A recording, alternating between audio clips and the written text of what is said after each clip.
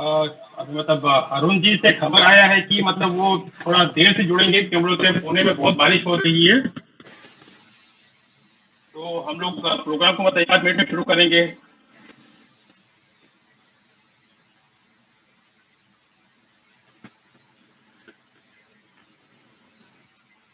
तब तक मतलब आप सभी से निवेदन है कि जो भी मतलब यहाँ जुड़े हैं सब अपना नाम, शहर और मोबाइल नंबर हमारे साथ साझा करें।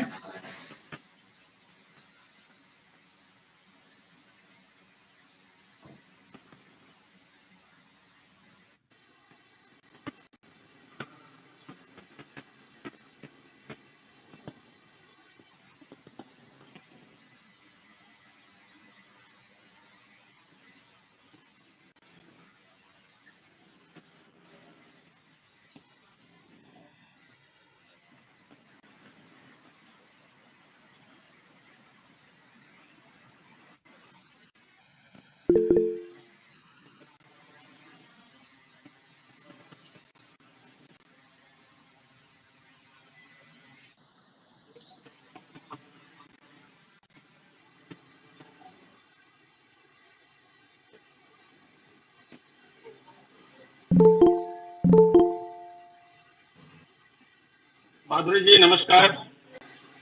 नमस्कार। अरुण जी स्वागत है आपका। जुड़ गए आप। अभी मैं रिक्शा में हूँ। बहुत हाँ ठीक बहुत है ठीक बरसात हुई है। है। हाँ हाँ आप अपना माइक म्यूट कर दीजिए, बस बाकी डिस्टर्बेंस हम लोग संभाल लेंगे। आपका वो मतलब रास्ते का डिस्टर्बेंस रहेगा, आप अपना माइक म्यूट कर दीजिए, हम लोग प्रोग्राम शुरू करते हैं। हाँ ट्रैफिक में फंस गया हूँ। जी जी। डॉक्टर साहब आ गए कि नहीं? आगे आगे आगे। करिए चालू फिर अब क्या है। हाँ ना। चलिए, आप सभी को मेरा नमस्कार। ऑल इंडिया दिव्यांगन कुश्ती कोटा फेडरेशन के गूगल मीट नंबर 308 में आप सभी का स्वागत है। अरुण जी आप अपना माइक म्यूट करिए ना। धन्यवाद। तो चलिए आज हम लोग रोजमर्रा की मतलब दिनचर्या की जो जीवन शैली है उसके भ्रम और हकीकत के बारे में बात करेंगे मेडिकल गाइडेंस के इस प्रोग्राम में। और हमारे साथ जुड़े हैं डॉक्टर सुनील देवांगन, जो कि एक ऑर्थो स्पेशलिस्ट है, जॉइंट रिप्लेसमेंट और आर्थराइटिस तथा हेल्थ एडवाइजर है। जो भी आज नए जुड़े हैं हमारे साथ उनको मैं थोड़ा सा सुनील जी के बारे में बता दूं। डॉक्टर सुनील देवांगन 2001 से अनुभाग मतलब अभ्यास कर रहे हैं। 1994 में उन्होंने एनएससीजी मेडिकल कॉलेज जबलपुर से अपना एमबीबीएस की पढ़ाई की है। फिर आगे 2001 में Jawaharlal Nehru memorial medical college से ऑर्थोपेडिक्स एमसीएस मतलब, और उसके बाद फिर स्पेशलिस्ट प्रशिक्षण लिया है उन्होंने जाके इंग्लैंड यूके में डंडी विश्वविद्यालय से। ISHKS हिप मतलब भारतीय समाज के जो हिप एंड नी सर्जन तथा IOA IAS वगैरह के जो खास प्लेटफॉर्म्स में अपना रेगुलर मतलब लेक्चर्स वगैरह देते रहते हैं।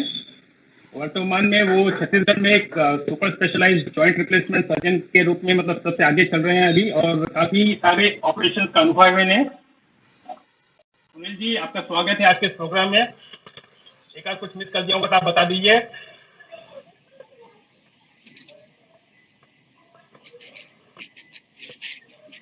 थोड़ी थोड़ी थोड़ा सा आपकी आवाज मतलब बराबर नहीं आ रही है।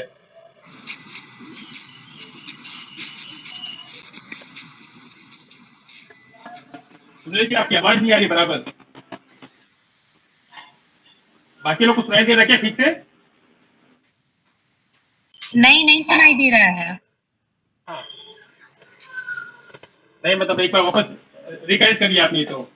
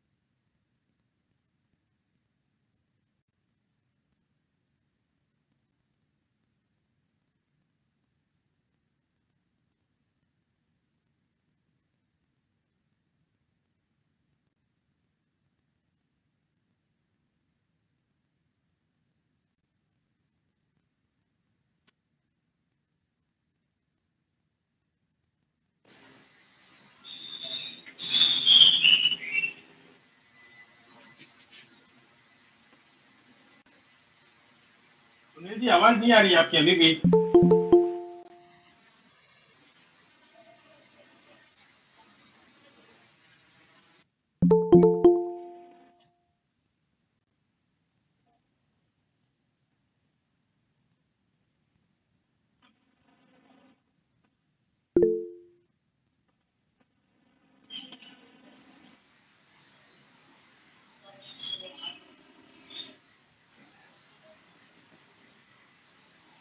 नहीं आ रही है सर।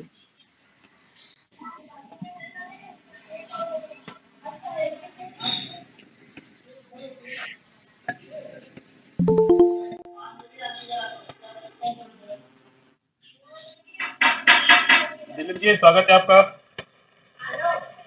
हाँ हाँ, नमस्ते नमस्ते जी, गुड इवनिंग।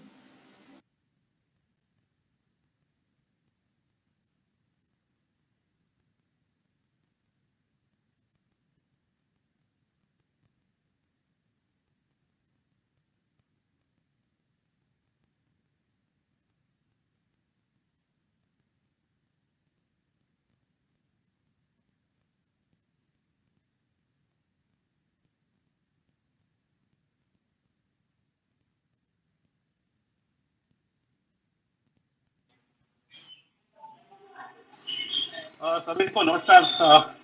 लगता है कुछ टेक्निकल प्रॉब्लम चल रहा है डॉक्टर साहब के पास, आप लोग बने रहिए।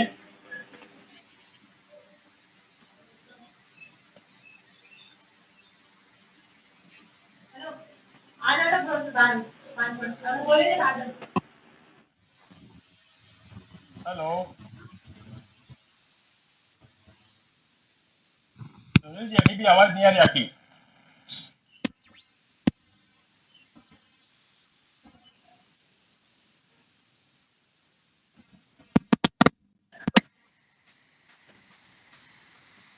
कनेक्शन का कुछ इशू दिख रहा है, मतलब जैक आगे पीछे हो रहा है।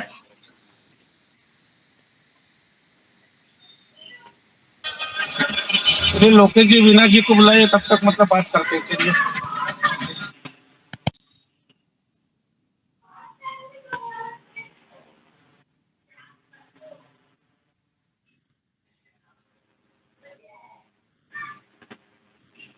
सुनील जी, अगर कोई प्रेजेंटेशन नहीं हो तो मतलब मोबाइल से जुड़ जाइए ना सीधा। वीना जी तब तक, वीना जी है, ओमकानाथ जी है, मतलब इस विषय में आप कुछ बोलना चाहेंगे तब तक। सर ओमकारनाथ सर से कुछ पूछ सुनते हैं तो उनको इस बारे में बहुत ही हाँ अच्छा चलिए ठीक है, तो ठीक है, तब तक पूछिए, कुछ प्रश्न होगा है तब तक ओमकानाथ जी से।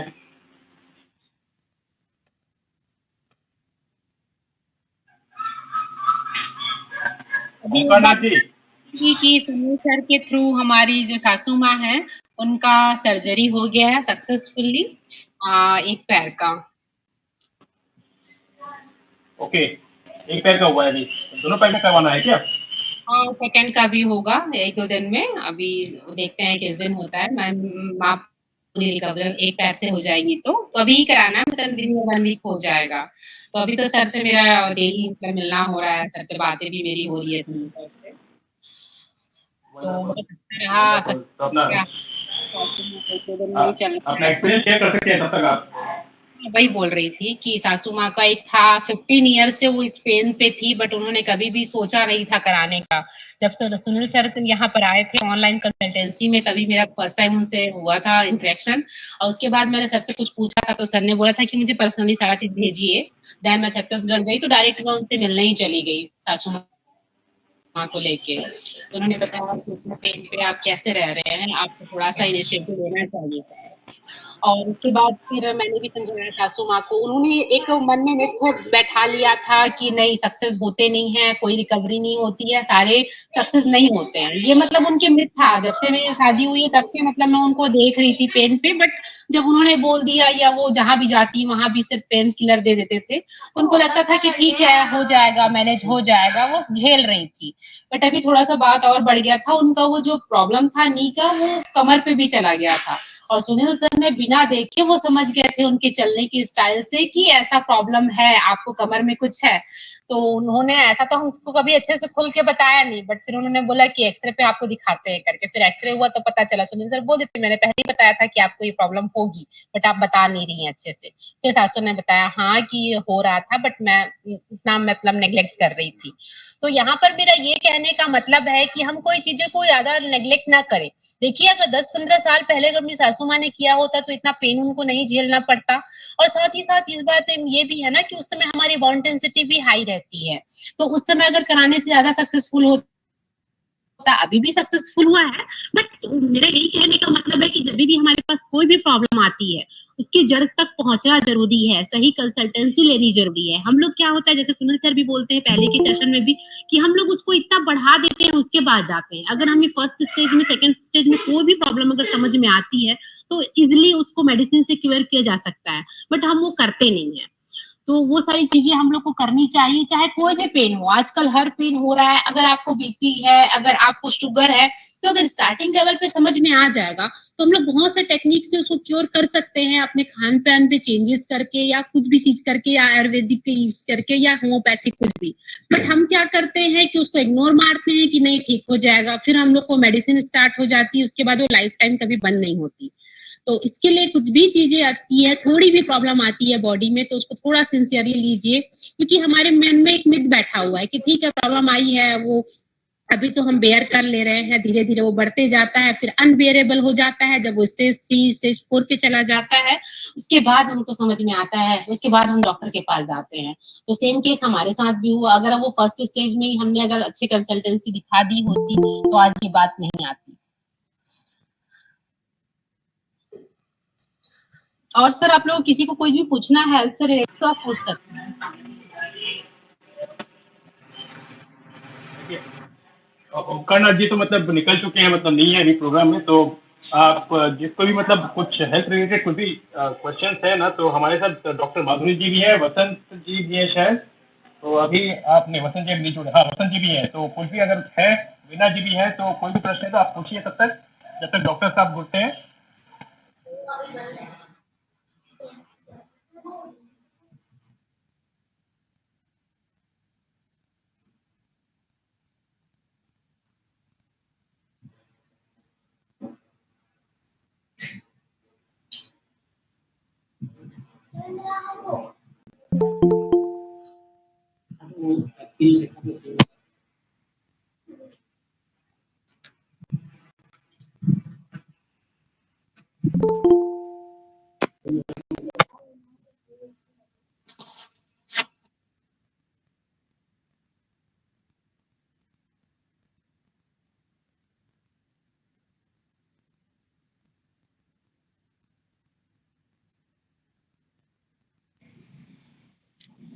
चलिए वीना जी आप कंटिन्यू करते रहिए, कुछ भी मतलब माधुरी जी कुछ पूछना है क्या? हाँ, मैं वो कल के योगा के बारे में पूछना चाहती थी अरुण जी से। जो आपने लिंक शेयर की है सर, आज मैंने वो ओपन करने की कोशिश की थी, उसमें वीडियो नहीं दिखा रहा है सर। हाँ थोड़ा सा जो हाँ हाँ, है ना, वीडियो में प्रॉब्लम है।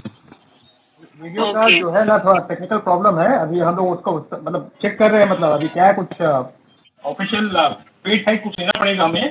तो अभी मतलब चल रहा है, मतलब डिस्कशन चल रहा है कौन सा अच्छा रहेगा जिसको हम लोग लेके मतलब इसको प्रॉपर्ली पोस्ट कर सकें। हाँ, लेकिन वो बहुत ही बढ़िया सेशन रहा सर। ये लास्ट हफ्ता हमारे लिए हॉस्पिटल में बहुत ही हेक्टिक था। मेरे कल संडे में इमरजेंसीज भी काफी थी, तो उसमें मेरे बहुत पैर दर्द कर रहे थे, पूरा बॉडी एक हो रहा था, नींद अच्छे से नहीं हो पाई पूरे लास्ट वीक में। कल संडे तो ऐसे लगा कि मैं पूरा सो के ही निकलूंगी, क्योंकि बॉडी एक पूरा था। बट मैं कैसे तो चाय पी के रेडी हो गई। मैंने अरुण जी का मैसेज देखा और मैंने वो क्लास शुरू की और मन लगा के उनके पूरे एडवाइसेस क्लास के फॉलो किए। तो मेरा पूरा दिन और जो बॉडी था वो पूरा गायब हो गया और पूरा दिन इतना अच्छा गया। मैंने आज भी वो फॉलो किया क्योंकि मुझे इतना अच्छा इफेक्ट आया। तो मेरी रिक्वेस्ट है, आज जो भी जुड़े हैं वो लोग, रविशंकर जी जो है हमारे, उनका जो योगा है वो सब लोग अटेंड कीजिए। बहुत ही एक्सपर्ट है और बहुत ही निस्वार्थ उनकी भावना है और उससे वो हमें पढ़ा रहे हैं, सिखा रहे हैं। तो हमें उसका फायदा लेना चाहिए और हमारा डेली जो रूटीन है उसमें हमारा जो परफॉर्मेंस है घर से लेके जो हम ऑफिस में करते हैं, जहाँ पे भी हमारी काम की जगह पे करते हैं, हमारे मानसिक और शारीरिक ताकत में मुझे बहुत ही अच्छा इफेक्ट आया है। मेरे पर्सनल एक्सपीरियंस से मैं बता रही हूँ। तो 2 दिन मेरा बेबी घर का और हॉस्पिटल का जो भी मैं काम कर रही हूँ बहुत ही अच्छे से कर रही हूँ। तो आउट ऑफ माई जो है कैपेबिलिटी उससे भी ज्यादा परफॉर्मेंस मेरा हो रहा है, क्योंकि मैं उनका जो योगा है वो अच्छे से कर रही हूँ। तो मेरी रिक्वेस्ट है सब लोग वो फॉलो करें। देखिए, गौरी शंकर जी का जो प्रोग्राम है वो संडे के दिन ही होता है, तो इसका मतलब ये है कि संडे से लेके अगले मतलब शनिवार तक आपको मतलब वो कंटिन्यू करना है। सुबह 1 घंटा अपने लिए टाइम निकालना ही निकालना है ना? तो निकालोगे तो ही आपको मतलब उसका मतलब मजा आएगा और मतलब इफेक्ट मतलब पता चलेगा। मैं जो है मतलब पिछले 2 हफ्ते से जो 2 नहीं 3 हफ्ते से मैं मतलब फॉलो कर रहा हूँ उनको कम्प्लीटली। मेरा रेगुलर एक्सरसाइज के अलावा मैं उनका योगा भी कंटिन्यू करता हूँ, 20-25 मिनट जो भी लगता है। बट ये काफी इफेक्टिव है।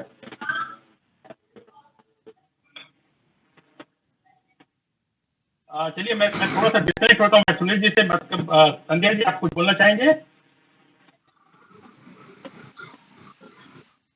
नहीं, नहीं, आप ही जुड़े थे ना प्रोग्राम में गौरी शंकर जी के।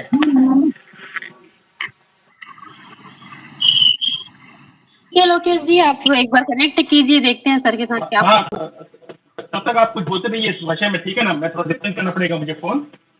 ओके। तो जहाँ तक देखा गया है, मैं आप लोग को अपने ही ग्रुप में एक लाइव एग्जांपल बताती हूँ। कुछ दिनों से हम लोग का हेल्थ सेशन चल रहा है और काफी मतलब 3-4 महीनों से अच्छा खासा चल रहा है। बट इसमें भी ऐसे कुछ लोग हैं जिनको हम इतने अच्छे से बता रहे हैं, ये कर रहे हैं, उसके बाद भी उसको वो मतलब लोग सुन रहे हैं।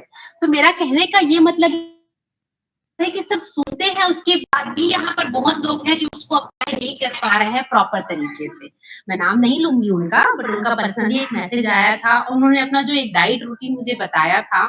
मतलब मैं सीरियसली सरप्राइज हो गई थी कि मतलब इतना हम लोग हर वीक आके ये सब चीजें बोल रहे हैं कि आप ये अप्लाई कीजिए, बट फॉलो नहीं करते। क्यों? क्योंकि उनका लाइफ स्टाइल ऐसा होता है जिसमें वो भागदौड़ की जिंदगी में जीते हैं और वो चाय ज्यादा हो जाती है और उसके बाद जो प्रॉपर खाना चाहिए, क्योंकि जल्दी जाना होता है तो जल्दी जाना है तो ब्रेकफास्ट स्किप होता है, उसके बाद खाना अच्छे से नहीं खाते क्योंकि बाद में नींद आएगी काम करने में, फिर रात में थोड़ा बहुत खा के सो जाते हैं। तो ऐसा करने से हो क्या रहा है कि धीरे धीरे जब तक हमारा बॉडी साथ दे रहा है तब तक तो चलेगा, बट उसके बाद चलना बंद हो जाएगा। ये एक तरीके से ऐसा मशीन हमारा हो जा रहा है कि जिसमें हम पेट्रोल तो हम सही से डाल नहीं रहे हैं, बट उसकी वजह से हम उसमें और केरोसिन डाल रहे हैं। तो केरोसिन कब तक चलेगा? जब तक थोड़ा दिन चलेगा, उसके बाद तो इंजन खराब ही हो जाएगा और वो फिर आगे चलने लायक नहीं रहेगा। तो अभी भी मेरी सबसे रिक्वेस्ट है कि जो चीजें अगर आपको जैसा आपका रूटीन है उसके अकॉर्डिंग ही आप लोग कुछ भी जो चीज है वो प्रॉपर एक डाइट लीजिए, चाहे आप लोग का वो ब्रेकफास्ट हो, चाहे आप लोग का लंच हो, चाहे डिनर हो। आप कुछ भी चीज को स्किप मत कीजिए, क्योंकि स्किप करेंगे तो वहां पर आप लोग का जो है गैस भरेगा। गैस होने के बाद कुछ लोग बोलते हैं हम कुछ खाते नहीं है फिर भी मोटापा आता है। मोटापा क्यों आ रहा है? क्योंकि वहां पर अपने खाने की जगह गैस भर जा रही है। बहुत लोग को हम लोग सुनते हैं कि हम तो कुछ खाते नहीं, क्योंकि उनका पहले तो हार्मोनल इम्बेलेंस हो चुका होता है, उसके बाद उसको रूटीन में लाते हैं तो वो भी अच्छे से नहीं हो पाता। इसलिए वो स्टेज आने से पहले ही हमें एक डाइट जो हम बता रहे हैं, हर बार सुनील सर हो या मैं भी हूँ या कोई भी हेल्थ एक्सपर्ट आ रहे हैं, प्लीज उसको फॉलो कीजिए। क्योंकि अभी भी मैं देख रही हूँ, जहां भी अभी जा रही हूँ, जैसे मैं अभी आई हूँ छत्तीसगढ़, मेरे रिलेटिव से भी मिलना हो रहा है, बहुत लोगों से मिलना हो रहा है। हर किसी के घर में हर किसी को आफ्टर 35 प्रॉब्लम है। और ये इस रूट पे मैं बार बार कोशिश कर रही हूँ कि ऐसी क्या दिक्कत है, ऐसी क्या चीजें हो रही है, तो सबका कॉजेज समझ में आ रहा है हमारा खाना। क्योंकि हमारे खाने में न्यूट्रिशन है नहीं। जो हम लोग डेली एक नॉर्मल रूटीन फॉलो करते हैं ना कि ब्रेकफास्ट में 2 रोटी खा लिया, थोड़ा सा सब्जी खा लिया, दोपहर में क्या किया, थोड़ा राइस खा लिया, थोड़ा दाल खा लिया, सब्जी खा लिया, उसके बाद रात में अपना बस वही है, क्योंकि रात में दिन भर हमने खाना नहीं खाया होता तो ज्यादा खाना खा लेते हैं। बट वो उल्टा डाइट हम फॉलो करते हैं, मतलब एडिशन कुछ नहीं हो रहा है, खाना तो जरूरी है और जो खा रहे हैं उसमें कोई गलत बात भी नहीं है, बट हम एक्स्ट्रा कुछ भी ऐड नहीं कर रहे हैं। और उससे हो क्या रहा है, क्योंकि जो हम खाना खाते हैं उसमें ऑलरेडी आजकल मिलावट के जमाने में न्यूट्रिशन तो होता नहीं है। इसके बाद हम उसको खाने को ज्यादा ओवर कुक करते हैं, तो जो भी बचा कुचा रहता है न्यूट्रिशन भी खत्म हो जाता है, तो बॉडी को कुछ एक्स्ट्रा मिल ही रहा है। इसकी वजह से ये सारे प्रॉब्लम्स आ रही है। महिलाओं में बहुत सारे प्रॉब्लम आ रहे हैं, इंटरनल प्रॉब्लम आ रहे हैं, हार्मोन्स प्रॉब्लम आ रहे हैं। क्यों आ रहे हैं? क्योंकि हम में से कुछ भी हम एक्स्ट्रा खा नहीं रहे हैं। अभी हमको एक प्लान करना पड़ेगा कि एक्चुअली सर बोलना चाह रहे हैं, उनको सुनते हैं।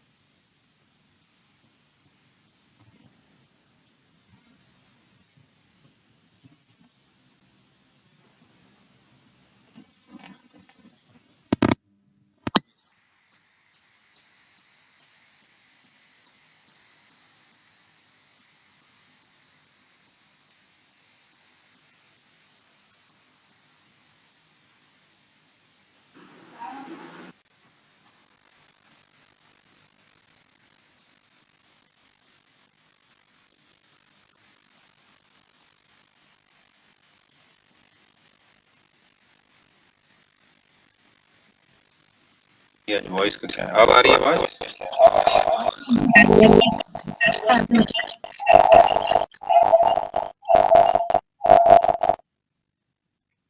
अभी आ रही है आवाज? Yes sir. Okay, that's great. चलो दूसरे डिवाइस से कनेक्ट हो पाया हूँ।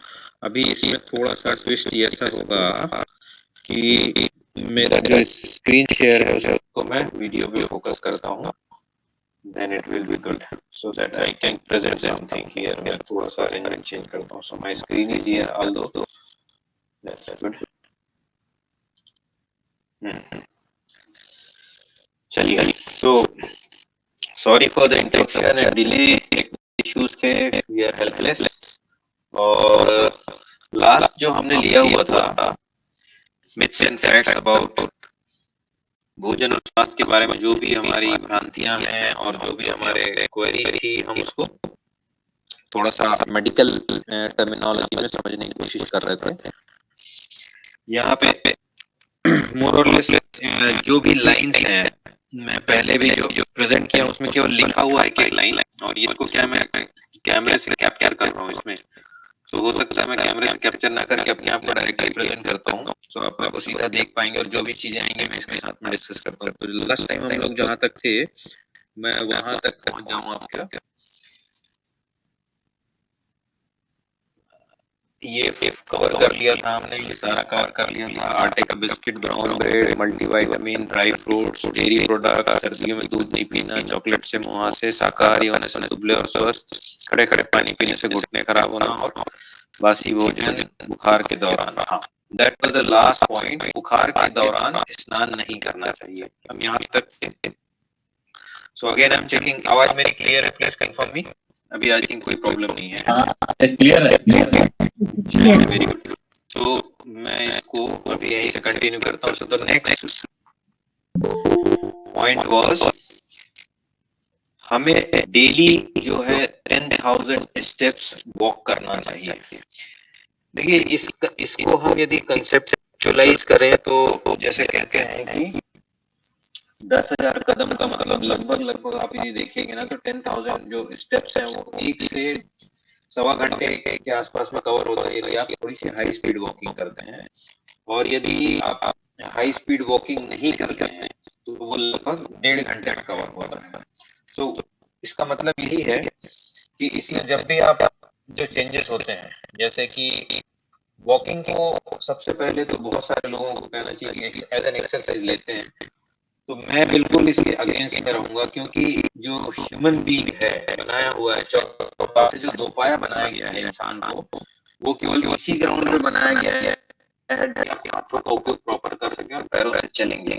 तो पैरों को एज एक्सरसाइज यूज करना बहुत अच्छी बात है। और ये जो 10,000 स्टेप्स है, इसको यदि आप केवल एक्सरसाइज के रूप में लेते हैं तो ये बिल्कुल सही नहीं है मेडिकली। ऑल्दो जो लोग कुछ नहीं करते हैं, कुछ भी नहीं कर पाते हैं, उनके लिए ये है पॉइंट कि आप हाँ भाई ठीक है कुछ नहीं कर रहे तो 10,000 कदम चल लिए। तो उससे आपकी एटलीस्ट रेगुलर एक्टिविटीज अच्छी रहती है, पैरों के जो बोन्स है मांसपेशियां अच्छी होती है, आपका थोड़ा सा ब्लड सर्कुलेशन, हार्ट अच्छा काम करता है, थोड़ा सा फेफड़ा अच्छा काम करता है, बट ये थोड़ा सा ही होता है। मैं कहूंगा कि जो वॉकिंग है वो आपकी बॉडी के एक्सरसाइज के लिए हार्डली 10% ही होता है। तो जो कुछ नहीं करते वो वॉकिंग करें, ठीक है, शुरू करने के लिए शुरू के 1 महीने 2 महीने 3 महीने बस वॉकिंग करें, उसके बाद आपको डेफिनेटली एक दूसरे मोड ऑफ एक्सरसाइज में जो कि कंप्लीट होलिस्टिक एक्सरसाइज होती है उसमें शिफ्ट करना चाहिए। तो इसके जो मिथ के हिसाब से यदि हम देखें तो जो कुछ नहीं करता उसको वॉकिंग करना है, लेकिन जो वॉकिंग कर सकता है, जो मतलब बोलते कई बार आदत नहीं है या फिर आप कुछ नहीं कर रहे हैं, तो उनके लिए वॉकिंग अगर सिग्निफिकेंटली वॉकिंग आप शुरू कर दिए तो केवल वॉक ही मत कीजिए, मैं 30 के 30 दिन वॉकिंग कर रहा हूँ।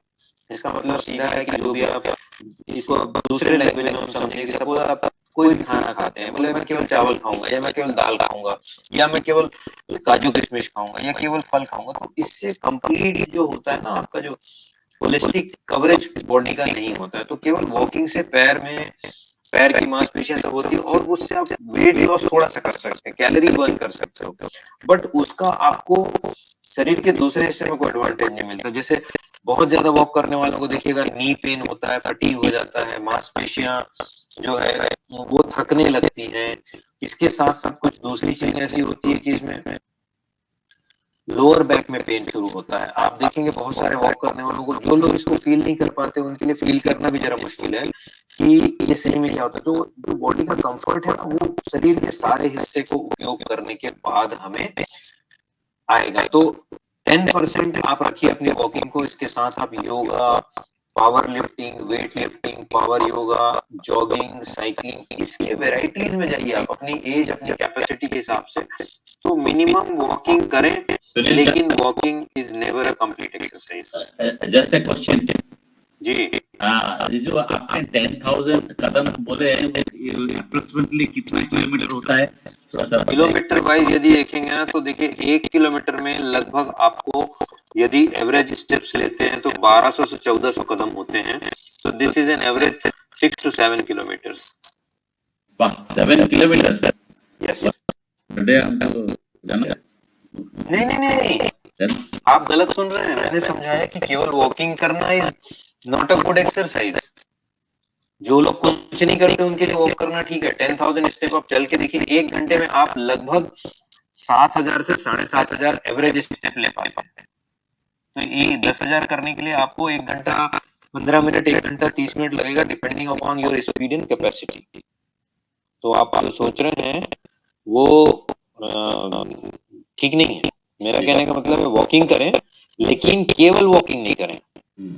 यस, योगा आप सप्ताह में 3 दिन वॉकिंग करें, वो भी 30 से 45 मिनट, वो भी ब्रिस्क वॉकिंग, जैसे कि ना आप भाग रहे हैं दौड़ रहे हैं टाइप का। भले आप जॉगिंग नहीं करें, देखिए 2-3 टाइप की चीजें होती है, एक वॉकिंग होता है, एक जॉगिंग होता है, एक रनिंग होता है। और जॉगिंग और वॉकिंग के बीच में होता है vlogging, that is WOGGING, vlogging. Vlogging का मतलब होता है आप जॉगिंग भी पूरा नहीं कर रहे हैं और वॉकिंग भी नहीं कर रहे, तो इन बिटवीन स्पीड को जो हम वॉगिंग बोलते हैं, है ना। So that's a better concept. आप अपनी स्पीड बढ़ाइए, अपनी कैपेसिटी के लिए। वॉकिंग जो है ना, वॉकिंग से बहुत सारे लोगों को देखने मिलता है पंजों में दर्द होगा, हील पेन होगा, काफ पेन होगा, लोअर बैक पेन होगा, बिकॉज उसके बाद वॉकिंग करने के बाद कोई भी इंसान ना स्ट्रेचिंग नहीं करता, उसको रिलैक्स नहीं करता। आप खुद देखिएगा, जो अपनी कैपेसिटी से ज्यादा वॉक करते हैं, जो लोग सुन रहे होंगे ना, वो बताएंगे कि वॉकिंग करने के बाद ना काफ एकदम भारी भारी हो जाता है, जो पिंडलियां होती है वहां दर्द होने लगता है, थाइस के पीछे दर्द रहता है, इवन आपके जो हैमस्ट्रिंग होते हैं, जो मतलब जो हिप से नीचे की तरफ, पीछे की तरफ थाइस के जो एरिया होता है ना, वो भरा भरा सा लगता है, उसको कोई स्ट्रेचिंग नहीं करता। तो दीज आर द थिंग्स। तो केवल एक्सक्लूसिव वॉकिंग कभी भी आपको बहुत प्रोडक्टिवली हेल्प नहीं करता। हाँ, बस इतना है आपकी संतुष्टि के लिए, हाँ हम तो कुछ नहीं करते तो चलो वॉकिंग करते हैं, ऐसा हो जाता है। So that's a one point. और इन बिटवीन कोई भी सवाल हो, आई थिंक आज हम ऐसा रखते हैं कि आप बीच में टॉपिक से रिलेटेड क्वेश्चंस पूछिए तो हम इसको यहीं कवर करना शुरू करेंगे। Next is physical activity only counts if you are doing it for a longer duration. Exactly. कोई भी एक्सरसाइज या कोई भी एक्टिविटी को यदि आप कॉन्स्टेंटली ग्रेजुअली बढ़ाते हुए लंबे समय तक करते हैं तो ही आपको लॉन्ग टर्म रिजल्ट्स मिलते हैं, आप अपने परिणाम तक पहुंच पाते हैं। And which is a very general rule. Life का जो रूल है, बोलते हैं ना, शॉर्टकट नहीं होता, आप थोड़ा सा करके नहीं छोड़ सकते, उसको कंप्लीट करना होता है, रेगुलर करना होता है और डिसिप्लिन में करना होता है। सो ये रूल यहाँ पे भी आपके फिजिकल एक्सरसाइज पे अप्लाई होता है। और इसका सिंपल फॉर्मूला यही है कि आप, जैसा कि मैंने एक्सरसाइज का बताया कि वॉकिंग आप कर रहे हैं, तो वॉकिंग के साथ में आप सारी चीजों को मिक्स करिए 6-7 दिनों में। लाइक थोड़ा सा जॉगिंग करें, योगा करें, पावर योगा करें, थोड़ा सा रेजिस्टेंस एक्सरसाइज जैसे डंबल के साथ में हो या फिर वेट के साथ में करें, और कार्डियो भी करें, रिलैक्सेशन भी करें। तो जितनी बॉडी को आप यूज कर रहे हैं उतनी ही बॉडी को रिलैक्स करना बहुत जरूरी है। और फिजिकल एक्सरसाइज में क्या होता है, इसका साइंस ऐसा समझिए, देखिए कोई भी स्टिमुलस जो अपनी बॉडी को देते हैं स्ट्रेस के रूप में, स्ट्रेस किसे करें, आप पहले दिन सपोज आप कोई एक्सरसाइज नहीं करते हैं कभी और पहले दिन केवल वॉकिंग करेंगे, तो आप 15-20 मिनट से ज्यादा वॉकिंग के बाद में हो सकता है कर ले, लेकिन आने के बाद आपकी स्थिति कैसे रहेगी, यहाँ दर्द हो रहा है, वहां दर्द हो रहा है, थकान हो रही है, आपको ज्यादा तकलीफ हो रही है, ऐसा समझ में आता है। So that is a slow process, gradual process, और इसीलिए आपको ये धीरे धीरे करना होता है। और ये जो सेंटेंस लिखा हुआ है, it counts only if you are doing for a longer duration. So ये ना पंचवर्षीय सप्तवर्षीय नहीं, ये लाइफ टाइम योजना है कि आप शुरू से जो चालू किए हैं उसको जितना लंबा करेंगे उसका इफेक्ट उतना लंबा रहता है और आपको सस्टेन करता है वो। सो ये एक बेसिक समझने वाली बात है इसमें। नेक्स्ट, वेट लिफ्टिंग एक्सरसाइज स्वास्थ्य के लिए अच्छा नहीं है, आपको हैवी बना देगा, स्पेसिफिकली फीमेल्स के लिए। बहुत सारे लोगों में ये कंसेप्ट है कि फीमेल्स जिम जाती है तो जिम जाओगे, आप वेट लिफ्टिंग करोगे, पावर लिफ्टिंग करोगे तो ना मर्दों के जैसे शरीर हो जाएगा। बिल्कुल गलत कंसेप्ट है। कंसेप्ट ये सही है इसमें कि डेफिनेटली आपको वेट लिफ्टिंग, पावर लिफ्टिंग करना चाहिए, रेजिस्टेंस के साथ एक्सरसाइज करना चाहिए। और मैं ये इसलिए कह रहा हूँ, आप देखेंगे जो लोग जिम जाते हैं वो देखिए कि जो टीनेजर्स लड़के होते हैं, यंग मेल्स होते हैं, वो लोग कितनी एक्सरसाइज करते हैं, उसके बाद भी ना सो कॉल्ड सलमान खान या फिर ऋतिक रोशन या अर्नोल्ड जैसी बॉडी नहीं बना पाते हैं। कैसे नहीं बना पाते हैं? क्योंकि इतनी आसानी से मसल्स नहीं बनते हैं कि आप मेल बनाएंगे तो नहीं बनेंगे और फीमेल्स 2 दिन जिम जाएंगे तो उनको मसल्स बन जाएंगे, ऐसा नहीं होता कभी। So stimulus for any muscles, any bones is a long term, और दोनों के लिए सही है। जब आप बहुत हैवी वेट बहुत लॉन्ग टर्म में करते हैं ना, तब जाके बॉडी बनती है। और जो लोग जानते होंगे, जो बोलते हैं फिजिकल फिटनेस या फिर पावर लिफ्टिंग में जितने लोग होते हैं ना, उनको देखिए आप, जो बल्क होता है ना, मेल का बल्क बहुत जल्दी बेटर बनेगा, जल्दी नहीं कहूंगा, बेटर बनता है। फीमेल में मुझे बताइए कितने लोगों ने फीमेल मस्कुलर देखे। इवन जो लोग, जो फीमेल्स जो होते हैं ना, वो यदि जिम जा भी रहे हैं या जो लोग प्रोफेशनल बॉडी बिल्डर है फीमेल्स में, वो भी उतने बल्की और हैवी नहीं दिखते जितने मेल्स होते हैं। सो ये कंसेप्ट बिल्कुल बेकार है कि वेट लिफ्टिंग या एक्सरसाइज स्वास्थ्य के लिए, फीमेल्स के लिए अच्छा नहीं है, बल्कि नॉट न्यूअर कंसेप्ट, 20 साल पहले ये कंसेप्ट आ चुका है। क्योंकि फीमेल्स के जो हार्मोन्स होते हैं वो उनके साइकिल के हिसाब से काफी कुछ चेंज होते हैं, और उसमें परेशानी क्या होती है कि जैसे वो मीनोपॉज की तरफ आते हैं 40-45 में, तो जो सो कॉल्ड पॉजिटिव हार्मोन्स जो होते हैं, जो कि मसल बिल्डिंग या बोन बिल्डिंग के लिए जो इंपॉर्टेंट होते हैं ना, ये सारे मसल्स को बनाना धीरे धीरे कम कर देते हैं। जो डिग्रेडेशन शुरू होता है, नेगेटिव मेटाबॉलिज्म बोलते हैं, ऑस्टियोपोरोसिस बोलते हैं, मीनोपॉज के कारण जो प्रॉब्लम होती है, तो उसको रोकने के लिए ये बहुत अच्छा तरीका है कि जो भी फीमेल्स 35-40s में हैं, यदि वो रेगुलर पावर एक्सरसाइज शुरू कर दे, मतलब मैं कहूंगा कि 20 साल के 25 साल के लड़कों की तरह यदि वो वेट लिफ्टिंग, पावर लिफ्टिंग और हैवी एक्सरसाइजेस शुरू कर देंगे, तो उनके हार्मोन का सपोर्ट बहुत बेहतर हो जाता है, ऑस्टियोपोरोसिस की संभावनाएं कम हो जाती है, और इवन लेट एज में जो 65-75 के बाद में जो प्रॉब्लम्स आने वाली बोन्स और जॉइंट्स की, वो कम हो जाती है। सो ये कंसेप्ट बिल्कुल अलग है।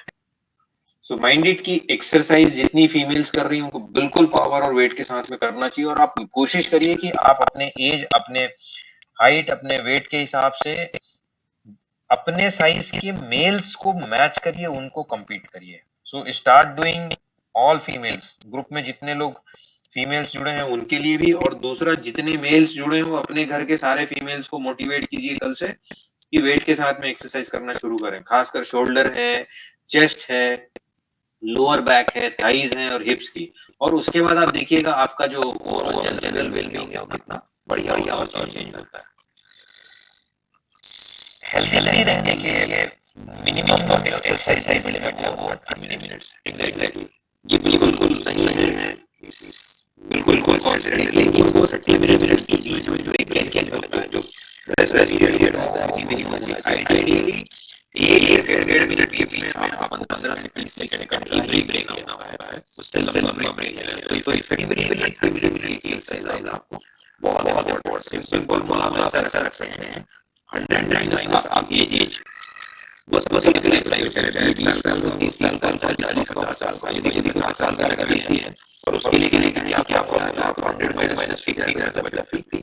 So effective 50 minute exercise per day, या फिर आप इतना भी कर सकते हो जो आप कैलकुलेशन फॉर्मूला में लगाया 50 minute exercise for at least 5 days a week is the good part to really well healthy। आप करेंगे तो आप बिल्कुल हेल्दी रहते हैं। तो 30 मिनट्स मिनिमम एवरेज मैं कहूँगा, बट 30 to 45 मिनट को सही है आप ये एक्सरसाइज बिल्कुल करें। वो मेरे लिए भी इम्पोर्टेंट है। और यदि आप PhD में करने पहले आपका एनर्जी अच्छा होता है, आपका कैपेसिटी अच्छी होती है, आप उसको बनाना प्लस को ले सकते हैं और जितना बढ़ाएंगे बढ़िया रहेगा। नेक्स्ट इज टीवी को बहुत आराम से देखना आपकी आंखों के लिए, खासकर बच्चों के लिए होता है जिसको कहते हैं। देखिए पुराने समय में टेलीविजन होता था, उसकी ब्राइटनेस का अलग होती थी। आजकल जो टीवी आ गए हैं LCD, ये भी एक तरह का है, लेकिन पहले से कम उसका टीवी को पास से देखने को इसको मेडिकली जब आप दूर से देखते हैं ना, तो आपकी जो आईज की मसल्स हैं काफी रिलैक्स होती है। दूसरी चीज जो है हर टीवी के साइज आजकल पहले छोटा टीवी आता था, बड़ा इतना रहता हार्डली वो मैनुअल है 20 इंच बहुत 18 इंच का टीवी होता था, जो बॉक्स टीवी होता था लोग बच्चे थे तो वो अलग टीवी अभी क्या है ना 32 इंच 45 इंच पता नहीं देखते बड़े आ रहे हैं सब तो उसका एक मिनिमम डिस्टेंस आपको प्रोवाइड किया जाता है। ये टीवी किस तरीके से नहीं जाता जाता है कि उस एंगल से कम है, आप देखते हैं उस डिस्टेंस से कम में जो आपके बीच टीवी के कॉर्नर एंगल बनना है ना, वो एंगल में आपकी आईज मसल्स को एक्स्ट्रा फोकस करने के लिए काम करना पड़ता है। और आप एक्स्ट्रा फोकस मसल काम करते हो तो आप उसको बहुत ज्यादा स्ट्रेस से आपकी आईज जो मसल्स हैं आईज की वो एक्सर्ट हो रही है, जो आप देखते हैं वो बात की चीजें देखें फिर दूर की आईज की मसल्स जो है रिलैक्सेशन नहीं है, आईज पर बढ़ेगा। एक समय के बाद में आपकी आईज की मसल्स जाएंगी एक्कोमोडेट करेंगी और जो कॉल देना बिजनेस जो है आपको वो हो जाता है, आंख से चढ़ जाता है। सो ये बहुत इंपॉर्टेंट चीज है खासकर बच्चों के लिए। आज के एरा में हर टीवी नहीं निकल रहा, लैपटॉप हो, स्क्रीन हो या टीवी हो, ये सारी चीजें अप्लाई होती है। इवन मोबाइल का उपयोग भी इसमें बहुत ज्यादा सेम टेक्निक से उपयोग करना चाहिए, डिस्टेंस प्रॉपर होना चाहिए उसका और आपके भी जितना मैनेज जो भी चीज को आप देखिएगा बहुत समय हम लोग जब छोटे रहते हैं तो कहीं ना कहीं बताया गया है कि जब आप अपने आप को रिलैक्स करो दूर चीजों देखा करो। मैं एक छोटा सा एग्जांपल दूंगा, जब मैं साइकिल करते थे ना तो छोटा सा कमरा होता है, बहुत ही 8 बाई 10 समझिए 8 बाई 10 का मैक्सिमम होता है। और उसमें क्या होता है आपको सारी एडजस्ट करनी है, वही टेबल वही सब। तो हमारे सीनियर साहब मेडिकल में खिड़की की तरफ टेबल को क्या बाहर की तरफ देखते पढ़ाई करना। क्या होता है जब ब्रेक लेते हैं बुक पे फोकस किए हुए हो, जब बुक से नजर आती है ना तो आप डिस्टेंस बड़े टेबल है ना, आप देखिएगा जो भी आप ऑलमोस्ट जिस बता जाते हो चेक करा बड़ी दूर की चीज दिखाते हैं कितनी दूर में रखा होता है। और वो एक जो बता रहा है 6 मीटर के 6 मीटर डिस्टेंस पे वो आता है आपका इम्पोर्टेंट है। तो आईज के लिए बहुत जरूरी है, खासकर बच्चों के लिए टीवी का डिस्टेंस जो स्पेसिफाइड है। और मैं कहूँगा यदि आपका घर छोटा है या आप टीवी भी ऑन कर रहे हैं तो देख के ऑन करें, या उसमें लिखा है कि 6 फीट 10 फीट ऑन होना चाहिए, तो उसी टीवी को लें। आप टीवी का साइज के घर का साइज एडजस्ट नहीं कर सकते हैं, बेटर होगा आप घर के साइज पहले देखें कि मैं इस कमरे में माउंट करने वाला हूँ, इसका डिस्टेंस है तो यहाँ पे केवल 20 इंच लग सकता है, 40 इंच लग सकता है, वहाँ पे 80 इंच नहीं लग सकता। 80 इंच लगा के ना आप कुछ करना, पुराने समय के लोग जो गए ना फर्स्ट रो में बैठे थिएटर में मूवी देख के आइए एक बार, और उसके बाद बनाने वाला है ये। आजकल तो मॉल मल्टीप्लेक्स में बहुत प्रॉब्लम नहीं होती, फिर भी बेटर है, लेकिन फिर भी मैं कहूँगा जो मॉल मल्टीप्लेक्स में जाइए, शुरू के 5 से 10 लोग बैठ के देखिए और लास्ट के 5 लोग बैठ के देखिए, आप डिफरेंस मुझे बताइए। And that if you can feel, मुझे एक्सप्लेन करनी नहीं पड़ेगी आपको, टीवी आंखों के लिए ये कितना ज़्यादा है। It's not the TV, it's distance which is important. TV brightness भी होती है, उसमें दिखाता है नॉर्मल मोड या कह लीजिए एनर्जी सेविंग, इसके भी बहुत सारे इंपॉर्टेंस है। सो आंखों की जो ब्राइटनेस को जो सहने की क्षमता है उसमें इफेक्ट नहीं हो, जब टीवी लगे तो टीवी जस्ट लाइट लगाई, जैसे मैं आपको दिखाऊं कि ये इनफैक्ट मैं अभी भी किसी से बैठा हूं, देखिए मेरे घर टीवी भी लगाया है आपको, और इसके जस्ट ऊपर ये लाइट दिख रही है, देखिए इससे क्या होता है ना, डायरेक्ट नहीं आता, तो इनफैक्ट इसको ऐसे देख सकते हैं। मैं आई थिंक मैं कर रहा हूं, ये मेरे घर का टीवी में टीवी के सामने टेबल पे और उसके जस्ट ऊपर देखिए ये ट्यूबलाइट लगा रखी है मैंने। सो ये बिल्कुल प्रैक्टिकल पॉइंट है, इसमें ट्यूबलाइट को ऑन करके जब आप टीवी चलेगा तो, है ना। सो लाइट फोकस जो पिन पॉइंट लाइट है आपका टीवी नहीं देख सकता। Okay, so next common but different topic, pregnancy के दौरान हमें कैल्शियम आयरन सप्लीमेंट का उपयोग नहीं करना चाहिए।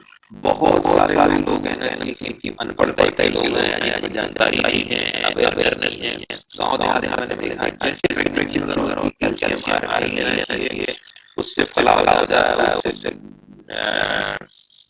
क्या बोलना चाहिए कि बच्चा खराब हो जाता है, प्रॉब्लम हो जाती है, बहुत सारी इंपॉर्टेंट की बात करते हैं, ये बहुत ही गलत बात है। सबसे इम्पोर्टेंट चीज जो भी प्रेगनेंसी होती है उस समय में, क्योंकि आपके पेट में जो बच्चा होता है फीमेल के, वो जो रहता है ना आपके न्यूट्रिशन पर डिपेंड करता है, उसके आप पूरा न्यूट्रिशन कैल्शियम और आयरन इसलिए इम्पोर्टेंट होता है क्योंकि कैल्शियम से उसके बोन का स्ट्रक्चर डेवलप होता है, आयरन यदि कम होता है तो उसको बेसिकली ऑक्सीजन देता है, बिकॉज़ यदि आपका हीमोग्लोबिन नहीं है शरीर में, ब्लड नहीं है, तो आपका सैचुरेशन नहीं होता, आपको कमजोरी फील होती है, आपको चक्कर आते हैं, आपको बहुत सारी प्रॉब्लम होती है। तो प्रेगनेंसी के दौरान ऑटोमेटिकली आयरन कम होता ही है। पहले भी सारी इंडियन फीमेल को हमारे साथ में जितने भी जुड़े हुए सब लोग अपना हीमोग्लोबिन नाम बता दीजिए, ये को बता दे कि 13 हीमोग्लोबिन है ना, मान जाओ उसको 10-11 मैक्सिमम होता है, 12 जिसका हो गया वो तो ऐसे ही मतलब बोलते हैं ना कि वो लोग कुछ करने बोलने रोज पड़ेंगे हमको। तो 13 किसी फीमेल में है ना इतनी स्ट्रॉन्ग दिखने की आप कल्पना नहीं कर सकते हैं, और 12-13 बहुत जरूरी है। तो प्रेगनेंसी के दौरान क्यों, क्योंकि ऑलमोस्ट 1/3 शरीर ये बराबर का न्यूट्रिशन बच्चे को जरूरत पड़ती है, जो आम मतलब एवरेज एडल्ट के लिए जरूरत पड़ती है।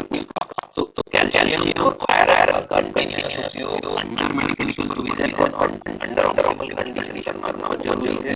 वो फीमेल हेल्थ के लिए भी आवश्यक है, उसकी रिकवरी और साथ में बच्चे के ग्रोथ के लिए भी बिल्कुल आवश्यक है। तो गाँव देहात के परिवार क्वैक्स लोग या जो बोला डॉक्टर होते हैं या इवन डिग्री क्वालिफाइड डॉक्टर भी इसको मना करना बिल्कुल गलत है, और उसका उपयोग बिल्कुल रेगुलर करना चाहिए। ग्लूटेन वैसे देखिए बहुत सुनने में आता है कि ग्लूटेन वाला जो होता है वो एलर्जी होता है, उससे पेट में परेशानी की गैस होता है, ये समस्या आजकल दिखाई दे रही है क्योंकि थोड़ा सा कहना है सुपर स्पेशलिटी आ गई है, बट ग्लूटेन सेंसिटिविटी इंडिया में अपने आप बहुत मुश्किल है, लेकिन हम लोग बहुत ही लोअर क्लास मतलब बिलोंग करते हैं, या इतनी सुपर फाइन सुपर स्पेशलाइज्ड चीजें नहीं है। तो जो सो कॉल्ड एकदम कहना है कि व्हाइट कॉलर हैं, उनको ये सब बीमारियां दिखती है, और ये बहुत ही रेयर होता है। डायरेक्टली जो कहते हैं गेहूं होता है, कुछ अनाज में होता है, बहुत ही कम लोगों को होता है कि उसने खाई और पूरा वॉमिट हो गया या लूज मोशन हो गया। बट प्रोटीन ऐसे इंडिया में हमें नहीं पाया जाता, बट यदि पाया भी जाता है तो फिर उसके ट्रीटमेंट कुछ नहीं होता, वो सारे अवॉइड करते हैं। But that is too rare and too specific.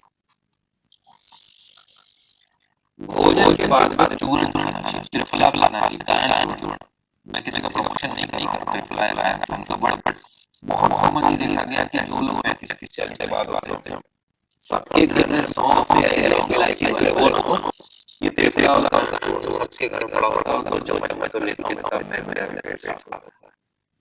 और इसको लोग क्यों लेते हैं? आयुर्वेदिक है, होम्योपैथी है, नेचुरल है, कोई नुकसान नहीं करता। बिल्कुल गलत है। कोई भी दवा यदि वो आयुर्वेदिक होम्योपैथी है, जो भी, यदि आपको किसी भी रूप में शरीर में मेडिसिनल चीजों की जरूरत पड़ रही है आपके नॉर्मल नेचुरल प्रोसेस को चलाने के लिए, तो वो नॉर्मल है। त्रिफला में जाके देखिए क्या होता है, कायम चूर्ण क्या होता है, जाके देखिए उसमें वही सारी चीजें होती है जो मेडिसिन है, जो कि फाइबर्स बनाती है, वाटर एब्जॉर्ब करती है, और कुछ इरिटेंट्स होते हैं। आपको लिखा गया कायम चूर्ण इतना ही लेंगे, आप छोटे बच्चों ज्यादा देंगे तो उसका भी डोज होता है, तो ये भी एक दवा है। इसको ये मानना गलत है कि आयुर्वेदिक है या होम्योपैथी के तो नुकसान नहीं करेंगे, बिल्कुल गलत है। अति सर्वत्र वर्जित, ये हमको संस्कृत में बहुत पहले बता दिया गया है। तो अति किसी भी नॉर्मल चीज की भी होगी तो ज्यादा होगी। भोजन की आपको क्यों जरूरत पड़ रही है? आप किसी न किसी फॉर्म में आपका भोजन इस तरीके से जा रहा है कि चाहे उसमें फाइबर्स की कमी है, बल्क नहीं बन रहा है, या उसको चबा नहीं रहे हैं, या पानी की कमी है, या फिर मेडिकली जिसके कारण से आपका मोशन नहीं हो रहा है। नहीं तो कहते हैं ना, धरती पे सबसे सुखी इंसान कौन है? जिसको भूख लगती है, अच्छी नींद आती है, जिसको लेट पेशाब ना कोई बोले सुबह नींद खुले और सीधा उठे टॉयलेट में बैठे, वो होता है परम सुख। और ये परम बहुत कम लोग नसीब होता है। उसी चीज के चक्कर में आप एक बार खाना शुरू करो, क्या होता है, दे आर लाइक बेसिकली ये पुश करते हैं गैस्ट्रोइंटेस्टाइनल जो मूवमेंट होता है उसको बढ़ा देते हैं, जिसके कारण से आपका मोशन नॉर्मल लगता है। लेकिन कुछ समय के बाद ये आपकी आदत में आ जाता है और आप उसको रोज लेते हैं, और उसके बाद आप पूरी दुनिया को एक्सप्लेन करते हैं, अरे नहीं त्रिफला नेचुरल है, त्रिफला आयुर्वेदिक है, तो कायम चूर्ण हर्बल है, तो ये होम्योपैथी का ये कहीं नुकसान नहीं करता। आप नुकसान नहीं करते, बंद करके देखो ना, नुकसान दिख जाएगा आपको, पता नहीं चले। सो यदि उसका रेगुलर उपयोग कर रहे हैं, करने के लिए बेटर है आप भोजन के दूसरे तरीके उसको चेंज करिए। आप जिस तरीके से आपके घर में कल्चर चल रहा है, बड़े बुजुर्ग साफ कल्चर चल रहा है, उसको चेंज करने की कोशिश करें और बेहतर नेचुरल फॉर्म में आने की कोशिश करें, रादर देन किसी भी मेडिकल फॉर्म में रहें। रसदार खट्टे फल जो होते हैं, साइट्रस फ्रूट्स बोलते हैं, वो एसिडिटी बढ़ाते हैं।